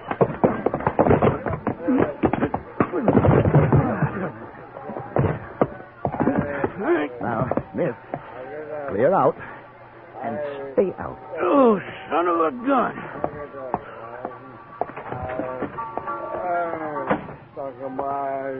Now, how's our patient? It's half the bottle. There's enough rot got in him to melt that bullet. Wishful thinking, my dear. Bill, I'm going to take the bullet out. You'll do. All right, Crystal. Take a handful of rags. And when I tell you, wipe the blood away. What do you want me to do? Hold his hand. Try to keep him still. Oh. Ready? Yes. Here we go. I didn't know how deeply the bullet had penetrated. I could only guess at its approximate direction. I made an incision.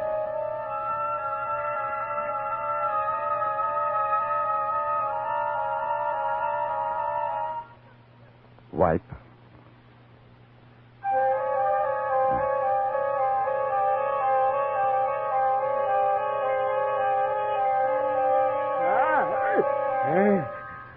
Wipe. There, you see, son of a gun, carving him up like a piece of buffalo meat. Hey, you can't do that, mister. I'm doing it. Get out. 100 said Bascom makes it. Who said that? Me. You're on. Wipe. He ain't breathing so good. I know. Will you get out? No, not me. I got money on Bill. Anybody else want to make a little bet? Yeah, 50's still alive in 2 hours. Odds on that, 2 get you 1. A bet. Wipe. Oh, why don't you go on out? We're trying to save him. You go right on trying, Annie. Anybody else? Well, I'd like maybe... Kendall, what do you think? Has he got a chance? How the devil should I know? Sure is a mess, ain't he? Poor old Bill, he was a good man. Yeah, sure could top a horse. Jake, 200, he's still alive come 4 o'clock. Midnight now. I'll take it. All right, now, Kendall, you son of a gun, you pull him through. You want a chance to win? Oh, sure I do. Get these people out. All right, come on, Jake. No, Everybody, no, come on. no, I'm staying. I got a big investment in that boy. Very well. I'm finished. You stay here. I won't go on. Let him die. Let him die. All right. We'll wait outside. Now, Walleye, you stay. You give us a word every 5 minutes. Well, sure.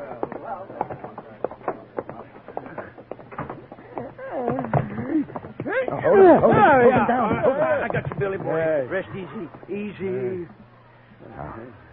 Here. Now, I can't find it. Can't find it. Give me a rag, Crystal. Here. Thank you. Look at the color of him. He's going. Annie, give him whiskey, quickly.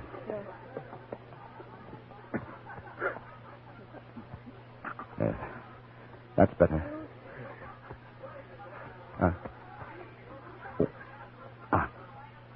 I can feel it. I can feel it. Yes. It's there. Yes, I've got it. White crystal. There. Now, ain't that something? I never did see a piece of lead dug out before. Son of a gun. Hey, everybody, he got it out! And the son of a gun is still alive!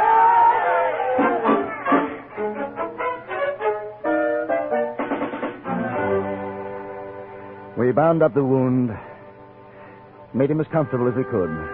He'd lost a great deal of blood and was terribly weak. There was nothing to do now but wait. The two girls stayed in a room with me, and there was something very different about them.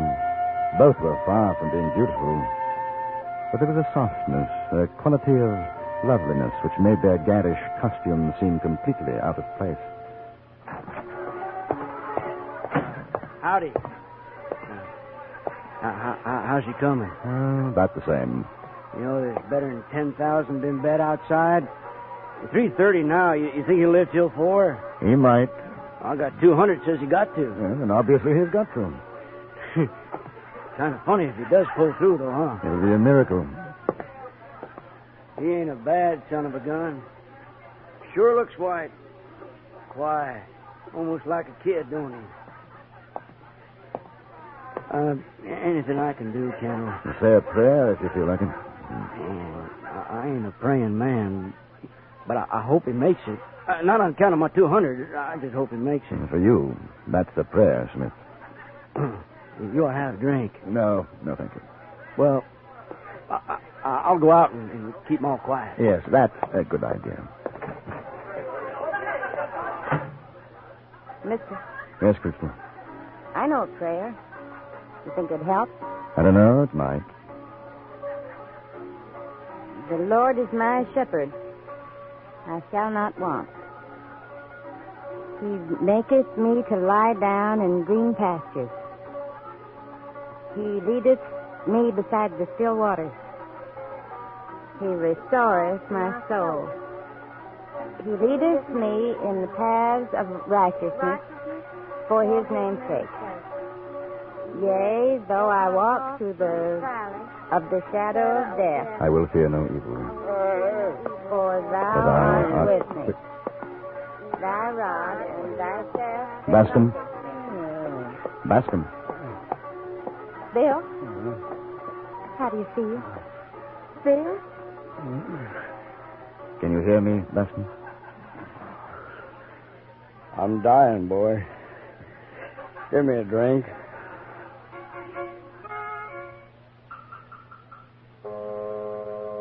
Wild Bill Bascom didn't die. A number of people won money because of it, and a number of others lost. Mr. Smith insisted on dividing his winnings with me. During his presentation speech, he was so overcome that not once did he refer to me as a son of a gun. An omission I was happy to overlook.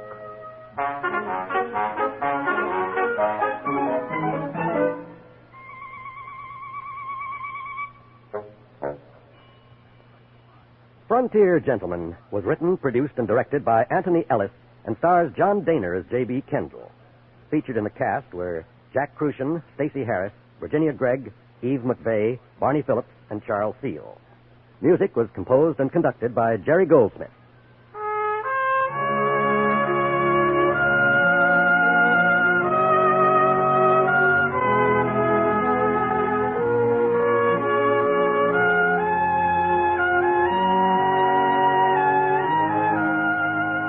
Pearl Bailey, Nat King Cole, and Eartha Kitt may not tell all to Mitch Miller tonight, but knowing Mitch as we do, we're sure his talented visitors will feel free to talk about anything and everything of interest.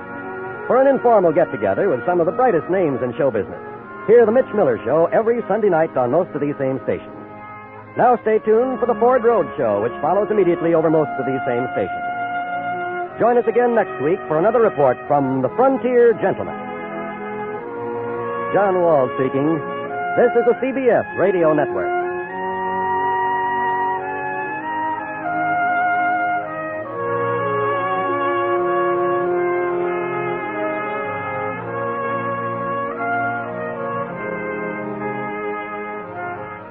Sooner or later, every man meets his Waterloo, even in Montana Territory. At the time Colonel Custer was meeting his, I very nearly met mine.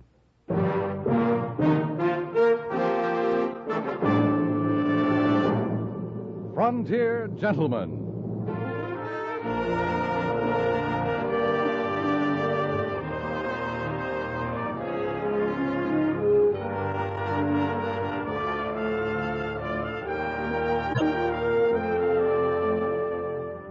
Herewith an Englishman's account of life and death in the West. As a reporter for the London Times, he writes his colorful and unusual stories. But as a man with a gun, he lives and becomes a part of the violent years in the new territories. Now starring John Daner, this is the story of J.B. Kendall, Frontier Gentleman.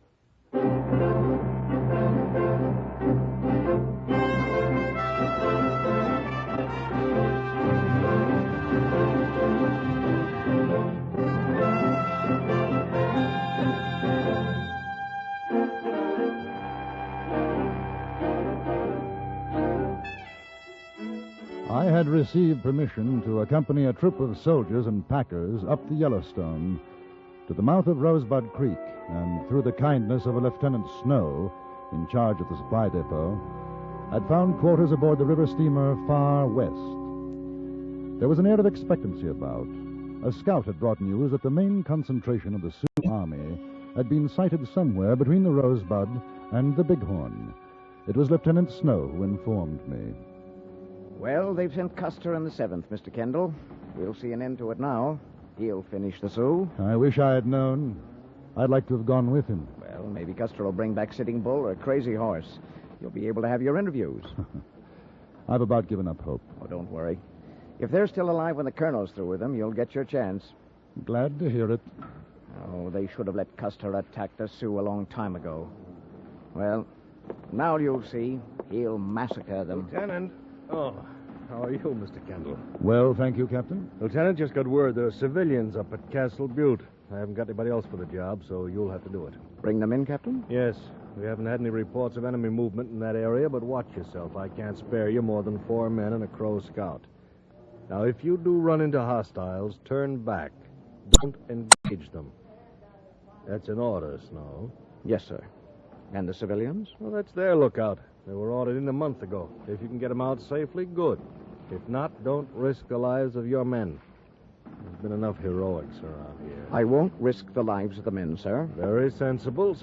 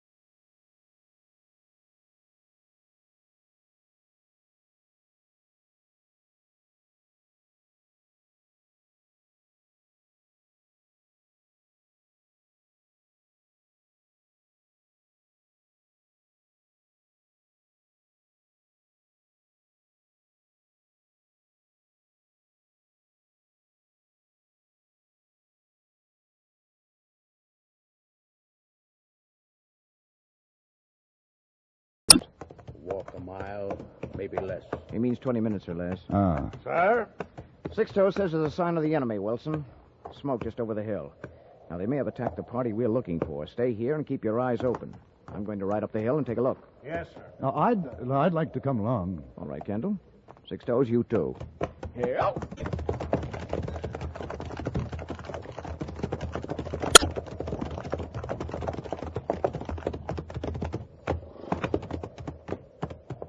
There. Can't see what it's coming from. Trees are in the way. Well, if it's a raiding party, we might still get them. See that canyon to the left? We could ride through there. Well, nasty place for an ambush, though. Worth the chance. We'd come up under cover of the trees. Not good place if Sioux got big party waiting. No reason why they should. There haven't been any reports of any big war parties up here. Probably a few renegades. Sergeant Wilson? Look here, old boy. It's none of my business, but 4 men in those rocks could hold off a small army. Wouldn't it be safer to take the direct approach? Open country. You'd stand a better chance. Mr. Kendall, I don't know how you fought in India, but over here, surprise tactics are the only way. Beat the Indian at his own game. Outguess him. Yes, very sound. When you can do it. What is it, Lieutenant? You see that canyon, Sergeant? We're going through. If the Sioux are where the smoke is, we'll take them by surprise, wipe them out. Oh, you hear that? Settlers are holding them off. Kendall, you want to stay here? We'll pick you up on our way back. I think I'd rather come along. Don't want to miss the fun.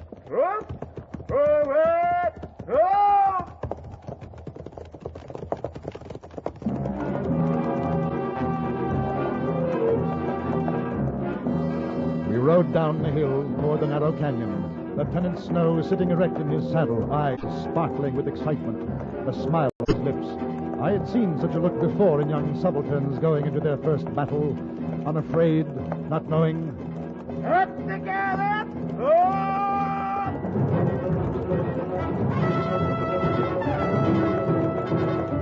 The mouth of the canyon drew closer. The shadows reached out to us.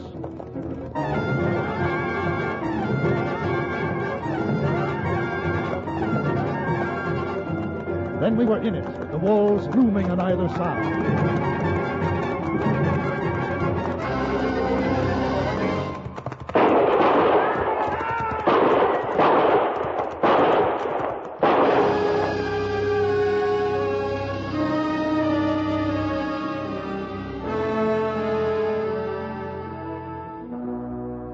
I didn't look back.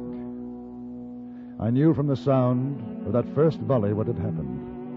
And when I emerged from the canyon, there was only one other man a short distance behind me. It was the Crow Indian scout. Go around the trees! Don't go through!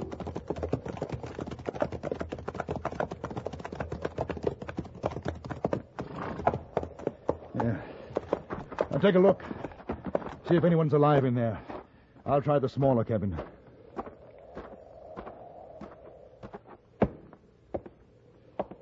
Where are the others? We didn't expect to find anyone alive. I saw you on the hill. Fired the shots. I was afraid you'd go away. We'd better go inside. All burned in other cabin. He's an Indian. He's not coming in. Six Toes is a Crow scout for the army. A friend. I heard shooting in the canyon. Did the soldiers kill them? I'm afraid not. We were the only ones to escape. They saw you. That's why they left. Now they'll come back. How many were there? 7 to begin with. We killed 2. Well, not so bad. You should be able to defend us quite nicely, I think.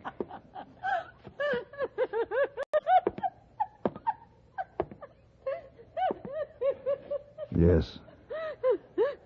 I'm sorry. Six Toes. I'm going out to the horses to get the rest of the ammunition and our canteens. Cover me from the window.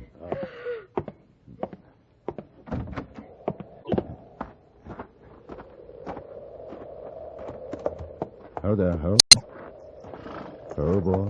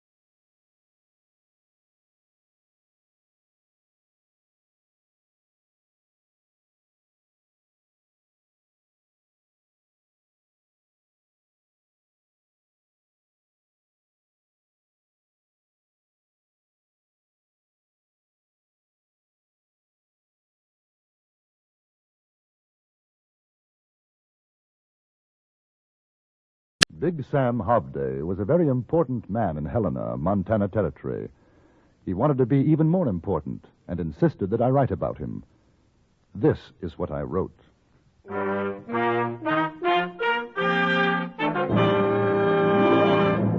Frontier Gentleman.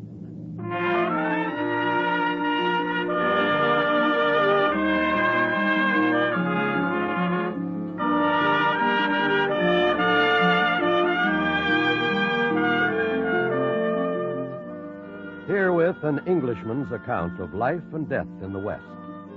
As a reporter for the London Times, he writes his colorful and unusual stories. But as a man with a gun, he lives and becomes a part of the violent years in the new territories.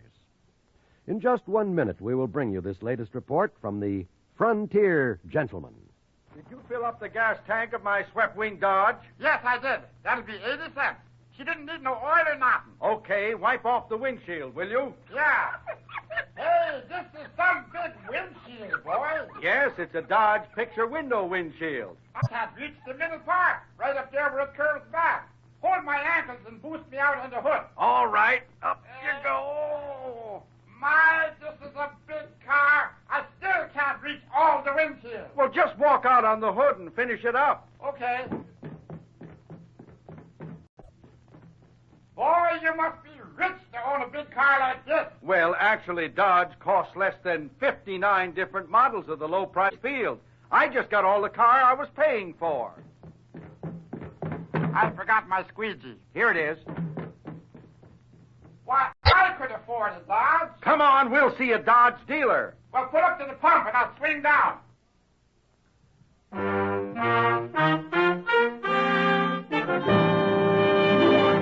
Now, starring John Daner, this is the story of J.B. Kendall, Frontier Gentleman.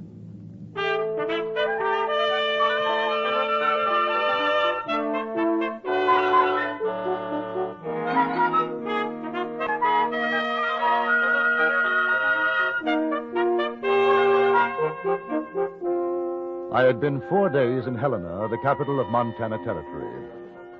It fascinated me, this lusty city which owed its very existence to the discovery of gold. It was the evening of that 4th day that I was made aware of the fact that my presence in Helena was a newsworthy event. I was eating my dinner in the Hotel Colorado. Mr. Kendall? Yes? The name's Coleman. Don't think we've met. How do you do? I'm manager of the hotel. Thought maybe you'd like to see this. Rocky Mountain Gazette. Oh? Right there, see? Oh, yes. Yes, sir. Correspondent for the London Times visits our fair city. That's you. Well, I wouldn't exactly I got say the whole story about you and the kid and them claim jumpers you brought in a few days back. It has. You know, we're mighty proud to have a visitor from foreign shores with us, Mr. Kendall. Anything I can do for you, you just sing out. That's very kind of you, Mr. Coleman. Will you be staying a while? Oh, no.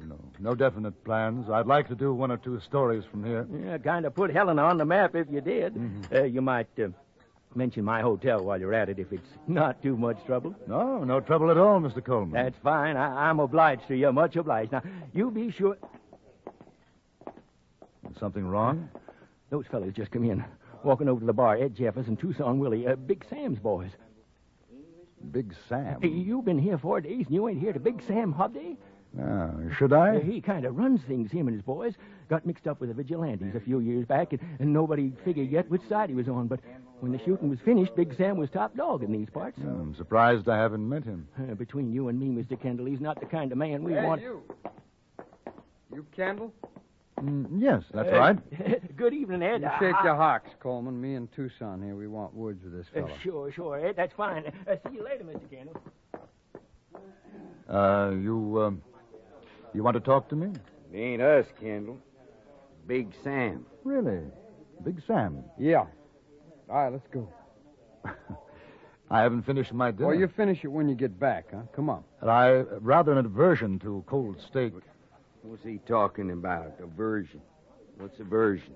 How come you ain't educated, Tucson? What just means you don't like it. Would you like to go over to the bar until I'm finished, and then possibly we can talk about it? Mister, I guess you just didn't hear me right. Big Sam wants to see you now. Well, You tell Big Sam I'll see him. He can come to the hotel in the morning. Man, you shouldn't ought to even think like that, let alone talk it. Hey, Tucson. This place is getting real fancy. Look, yeah. They lay a cloth on the table for a man to eat off it. Yeah.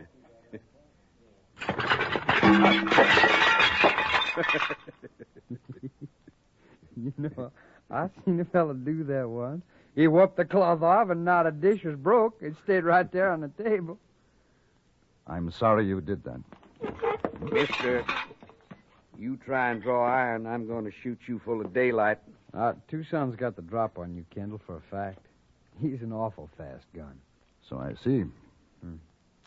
This friend of yours, Big Sam, he must be rather anxious to see me. Oh, sure.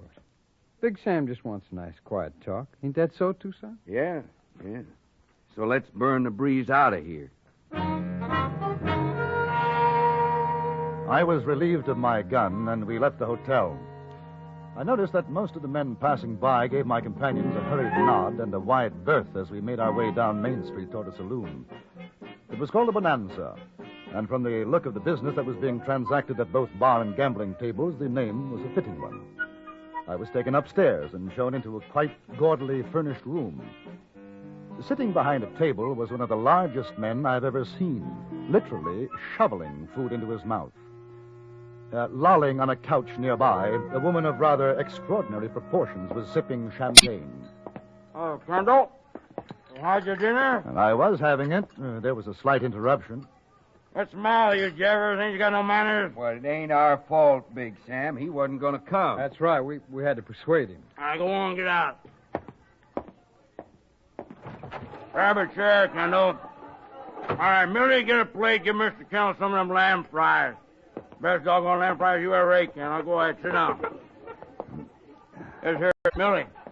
Best looking gal this side of Chicago. How do you do? Tell you what I want to see you about, Kendall. I figured you want to write something about me in that London paper of yourn. Here's your lamb fries, Mr. Kendall. Yes, thank you. Champagne, Millie. All right, see, the Rocky Mountain Gazette says you're in town, Kendall. That was a fine thing you done for that kid the other day. Fine thing, yeah. No good sister Bill claimed jumpers got what they had coming. Should have hung them, though. What'd he do? I ain't read the paper. Shut your mouth, Millie. Where's your champagne? Here's your champagne, Mr. Kendall. Thank you. Now go lie down and don't bother us. So like I say, Kendall, I'm a pretty big man in these parts, and I figure folks read your paper would want to know. Well, is there something particularly interesting about you? I mean, aside from the fact that you own what is obviously a successful business? Hey, mister, this town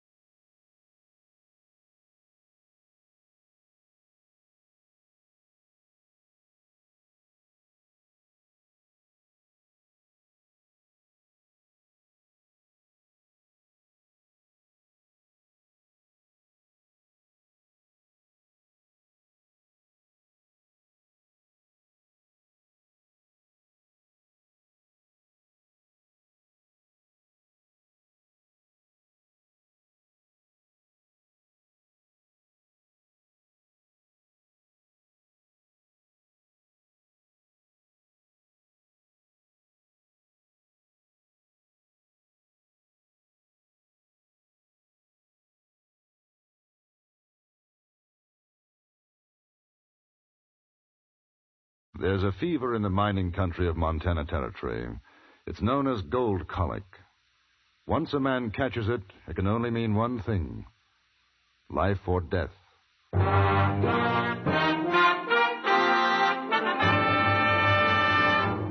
Frontier Gentleman.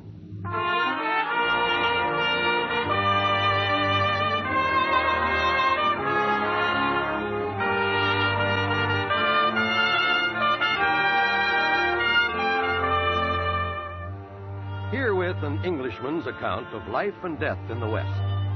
As a reporter for the London Times, he writes his colorful and unusual stories. But as a man with a gun, he lives and becomes a part of the violent years in the new territories. Now, starring John Daner, this is the story of J.B. Kendall, Frontier Gentleman.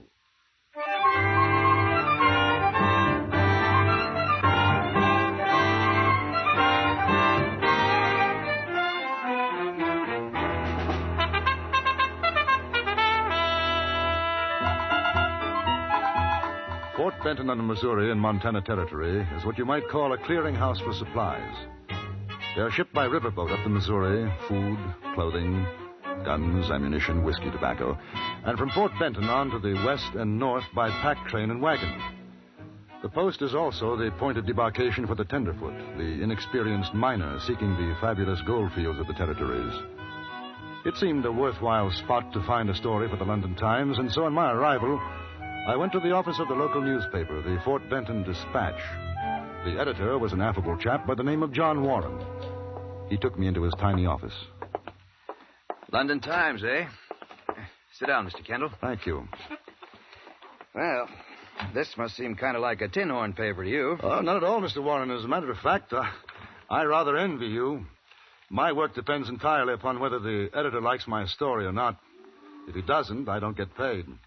If he does, well, I'm in luck. Mm-hmm. Well, let's hope I can put you onto something good. That's very kind of you. Of course, the best thing you could do is to talk to some of the old-timers around. They've got 100 stories. Well, first I wondered, has there been much gold found in this vicinity? Around Benton? No, most of it's north and southwest of here. Big strikes over to Virginia City and Bannock. Mind you, there's talk, you hear it around once in a while, of gold in these parts. But I never heard of anyone striking it rich. Most of the boys just pick up supplies here and try to get a grub stake to head on out to the mountains. I see. Well, didn't you ever try prospecting? Nope. Found a good wife, a pleasant way to live. I make out and I'm happy. Too many hill rats wasting their... Hill rats? Prospectors.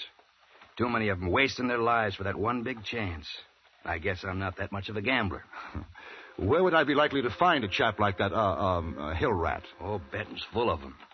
If you want a real old-timer, go down and see Shorthorn Tom.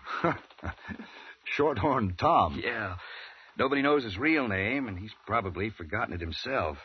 You'll find him down at the Shacks end of the street here. Turn left. His place is the first one on the left. Good. I'll call on him. And look, don't let him talk you into grub staking him. He's got a lot of crazy ideas about finding a lost mine. He's been at it for 6 years, they say. Well, I'll be careful. Say, Mr. Kendall, why don't you join me and the missus for dinner tonight? You'd sure be welcome. Well, that's very kind of you, Mr. Warren. Well, it's not every day we get to meet a traveled man like yourself. I'll see you later, Mr. Kendall.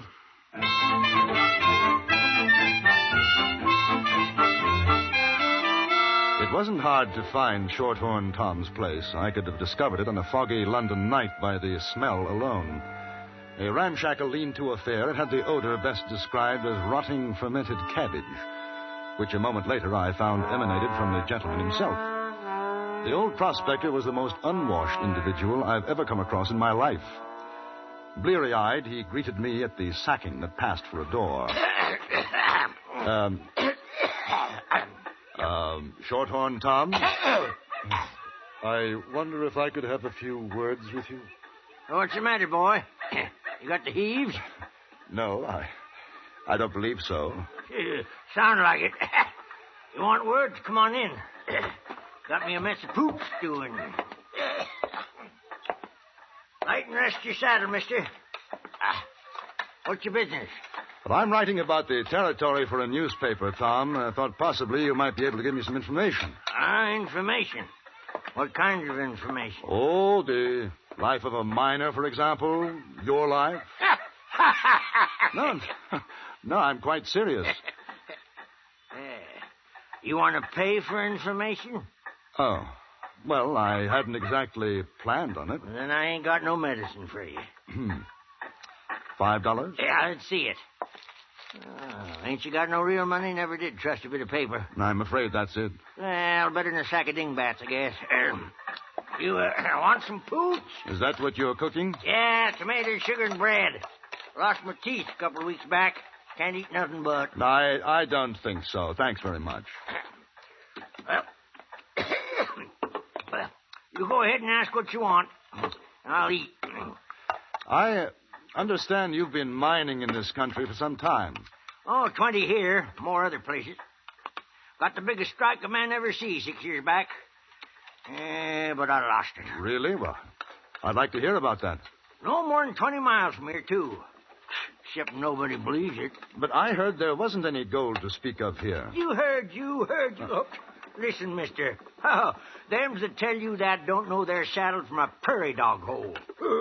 I'm not telling you. There's diggings over in them mountains, the highwoods.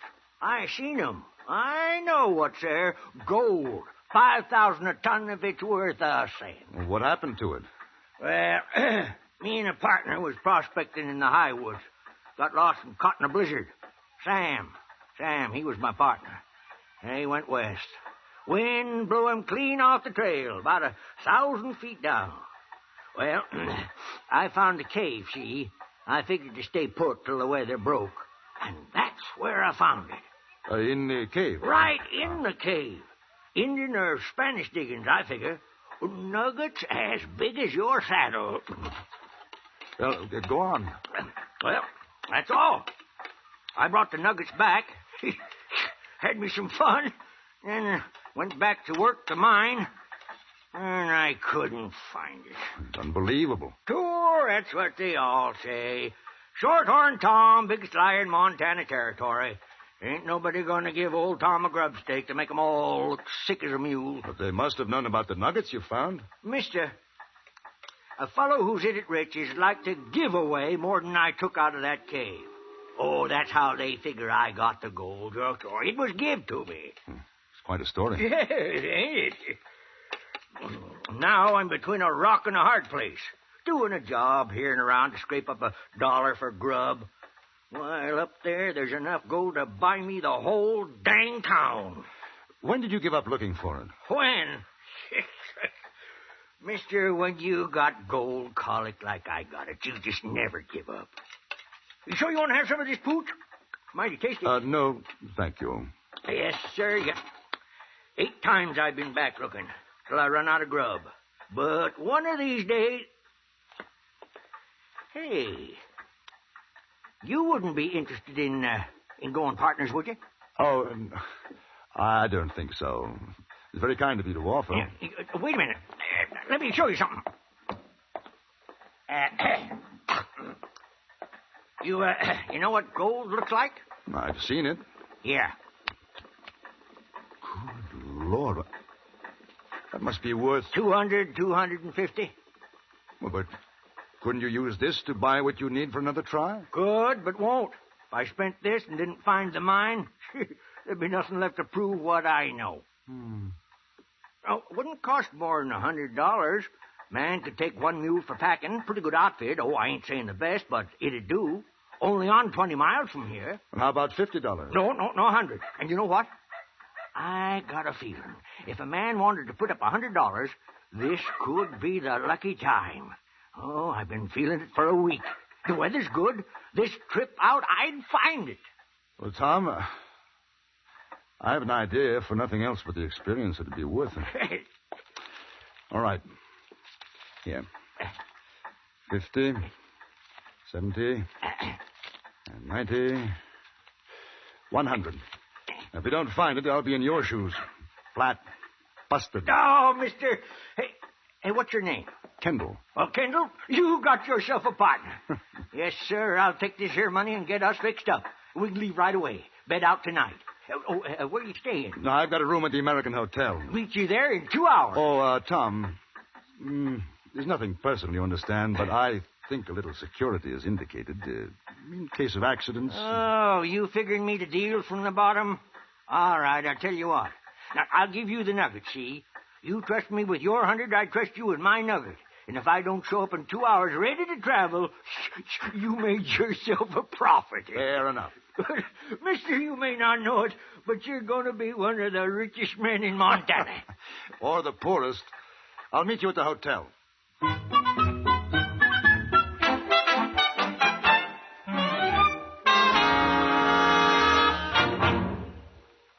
In a moment, we return to Frontier Gentlemen. When you hear CBS News, you're hearing the results of worldwide watchfulness that pays off in accurate reporting sped to your sets with minimum delay. CBS News has reporters in every corner of the world. By keeping your set tuned to CBS Radio, you not only get your favorite entertainment, but the regular news programs of the nation's best reporters, plus special bulletins whenever they are called for by CBS News.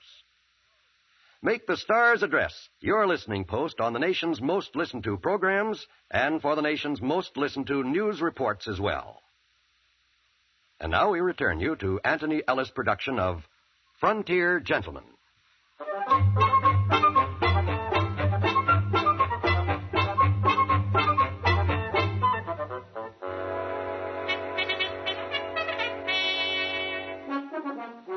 I had left Shorthorn Tom at a general store to buy supplies. Precisely 2 hours later, the old prospector was outside my hotel, leading a scrawny-looking burro, which looked as though it would momentarily collapse under the weight of its pack. It seemed that we were ready, except for one thing. Shorthorn Tom was blind, roaring, drunk. Here you are, partner. I'm all set and raring to go. I had me a little scamper juice to kind of start things off right. Here's your nugget, Tom. Oh, you're an honest man, Kendall. Come on, let's get going. Well, if it ain't my old pal, Shorthorn Tom. Who? Oh, Kendall. You see this suck-egg dog? Calls himself Willie Sanders. Worse no good son of a gun claim jumper, this or any other side of the Rockies. So you got yourself a grub stake, Tom. This fellow you're playing for sucker? Sucker? You see this nugget, you river sniper? We're gonna get more like it. You've been laughing at me and my gold in the Highwood Mountains, huh? Well, we'll see who's the sucker. No good varmint, I got a good mind. Tom! Tom. Ain't no good trying to rouse him, mister. He does it every time. You bet he poured a whole bottle of whiskey in him. Gets stiffer than a board. He'll be like that for hours. Give me a hand with him, will you? I'll take him up to my room. They won't let that old buzzard in the hotel. I think they will. Come on. I had a boy take the burro to the stable. Then together, Saunders and I carried old Tom into the hotel, up to my room, and put him down on the bed. He was snoring quite peacefully.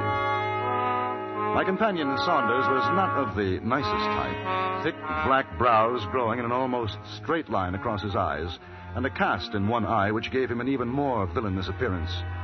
As I put Tom's nugget in my pocket, I saw him give it a sidelong glance. You believe that story of his? I have no doubt of it at all. Nobody else in Denton does. Well, that may well be their misfortune. Did he tell you where the mine is? He gave me a rough idea. Now, thanks very much for your help. You grub-staked him, huh? I grub-staked him. Good afternoon, Mr. Sanders. You really think there's a mine? My dear fellow, I can't see what earthly concern it is of yours, but yes, I think there is a mine.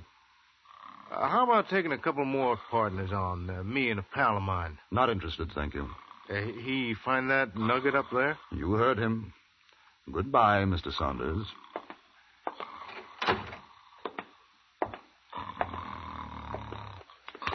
Tom.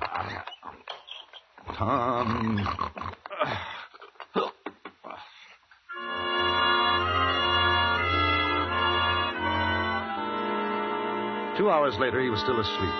I locked him in the room and went downstairs for dinner. The bill came to $6, leaving me with exactly $2 in my pocket and a growing doubt as to the wisdom of my investment. I was just about to get up to leave the table when I heard a voice behind me. Hi there, handsome. Yes, you. Good evening. Mind if I join you? Why, no, not at all. Won't you sit down? I've been watching you from over there. You know what I said to myself? I said, there's a real lonesome man. A real lonesome man. So I come over to make you feel better. Oh, well, as a matter of fact, I'm in quite high spirits, really. That's swell. That's real swell. I'm glad. My, you got a beautiful way of talking. Thank you. You're good looking, too. Nice and tall and good looking. Very kind of you. You know what I bet? I haven't the remotest idea. I bet you're from the East and you're going to look for gold. And I bet you find it. What do you think of that? Extraordinary. I'm Alice. What's your name? J.B. Kendall. J.B.? What does that mean? Oh, just initials, you know, J.B. Everybody calls me J.B. I like that. It's strong. J.B.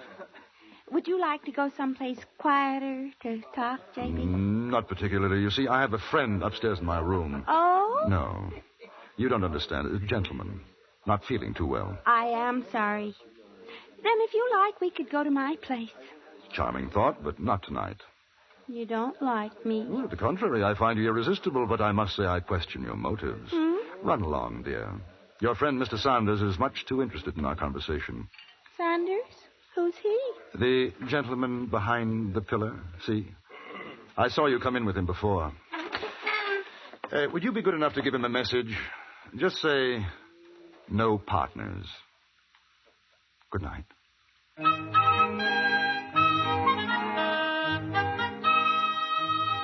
Shorthorn Tom didn't awaken until the next morning, and I marveled at his recuperative powers.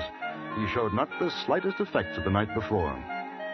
We collected our burro and left Fort Benton at sunrise and started south toward the Highwood Mountains.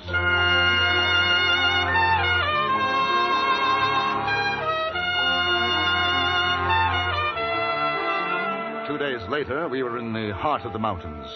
Tom was in excellent spirits. He seemed to know exactly where he was going. You see that gulch, bro?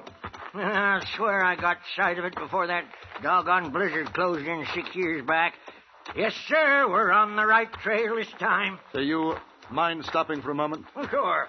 Well, I thought I heard something. Oh, man gets that way in the mountains. Hear a lot of things ain't really there. No. It sounded like horses. Oh, just echoes the old burro, that's all. What's your real name, Tom? Oh, I ain't had none except Shorthorn Tom for so long I near forget sometimes. When I was a sprout, I had me some folks called Weatherly. That was a long time back, Kendall. What about Shorthorn? Where did you find that name? Never found it. It was give to me. That's what they called a tenderfoot down south a ways, and the name stuck. Hey, you got a handle except Kendall? J.B. J.B. Jeremy Bryan. Jeremy Bryan. Oh, partner, I'm sorry. Mighty sorry. Man could get killed out here with a name like that. Trail's getting narrow yonder. You better watch your step. It's a long drop down. How much further from here? Oh, not much ways. It don't look like much, just a hole in the rock, but when you get inside, she opens up to a sizable cave. Look, there she is! Come on! Well, it looks like a cave, all right, but you said the opening was small. Oh, it's the one, I tell you. You see inside. Come on now. I want your step. I will. Watch it. Yes. Yes. No, I can't exactly recollect whether it was on this side or the other. Can you see any sign of diggings? No. Oh, might have been a fall covered it up. Say, I'll use my pick here. You try where you are.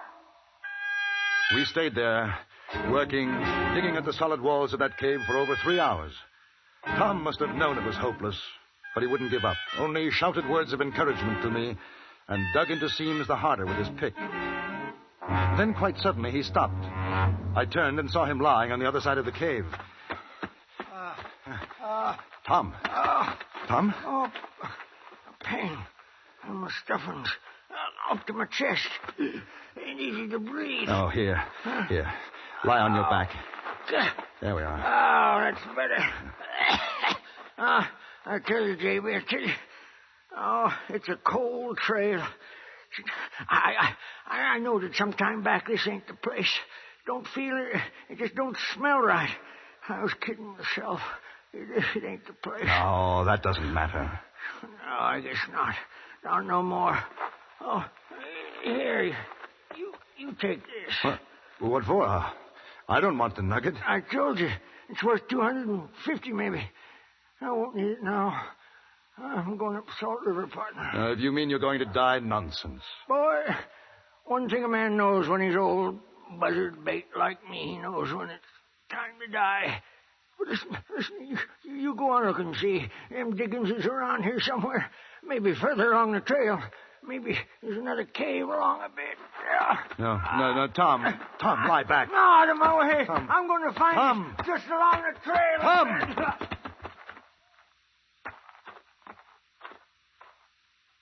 That old Tom, he sure had the gold colic bad, didn't he? He dead, Sanders? Sure he's dead. Don't you figure, mister? Yes. Me and my partner here, we come up to see how you was doing. Didn't find the mine, huh? No, we didn't find it. Well, there's still the nugget. I seen him give it to you. Hand it over, huh? Gentlemen, I feel rather sad about Tom's passing. Be good chaps and let well enough alone. You kidding with that talk? Oh, he's a dude. He can't help the way he talks. You give us the nugget, huh?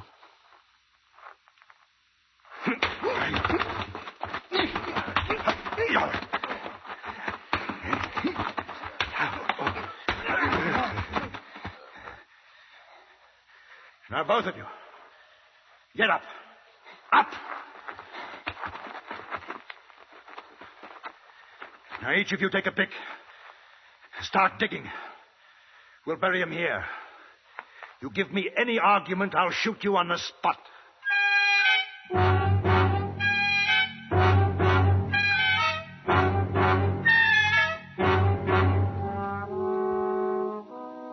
After Shorthorn Tom was buried, I took the horses belonging to Sanders and his friend and started back to Fort Benton. I had the idea the walk would do them good. After sending my story to the Times, I had a drink for old Tom, then packed to leave for Helena in Montana Territory.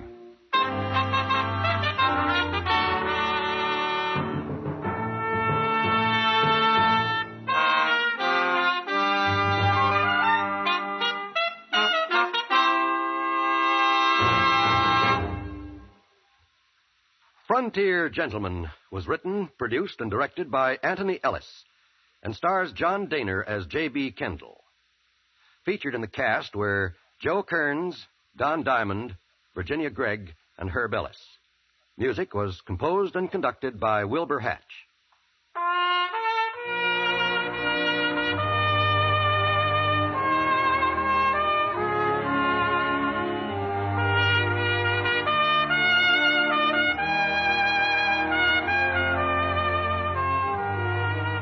Now, stay tuned for the Ford Road Show, which follows immediately over most of these same stations.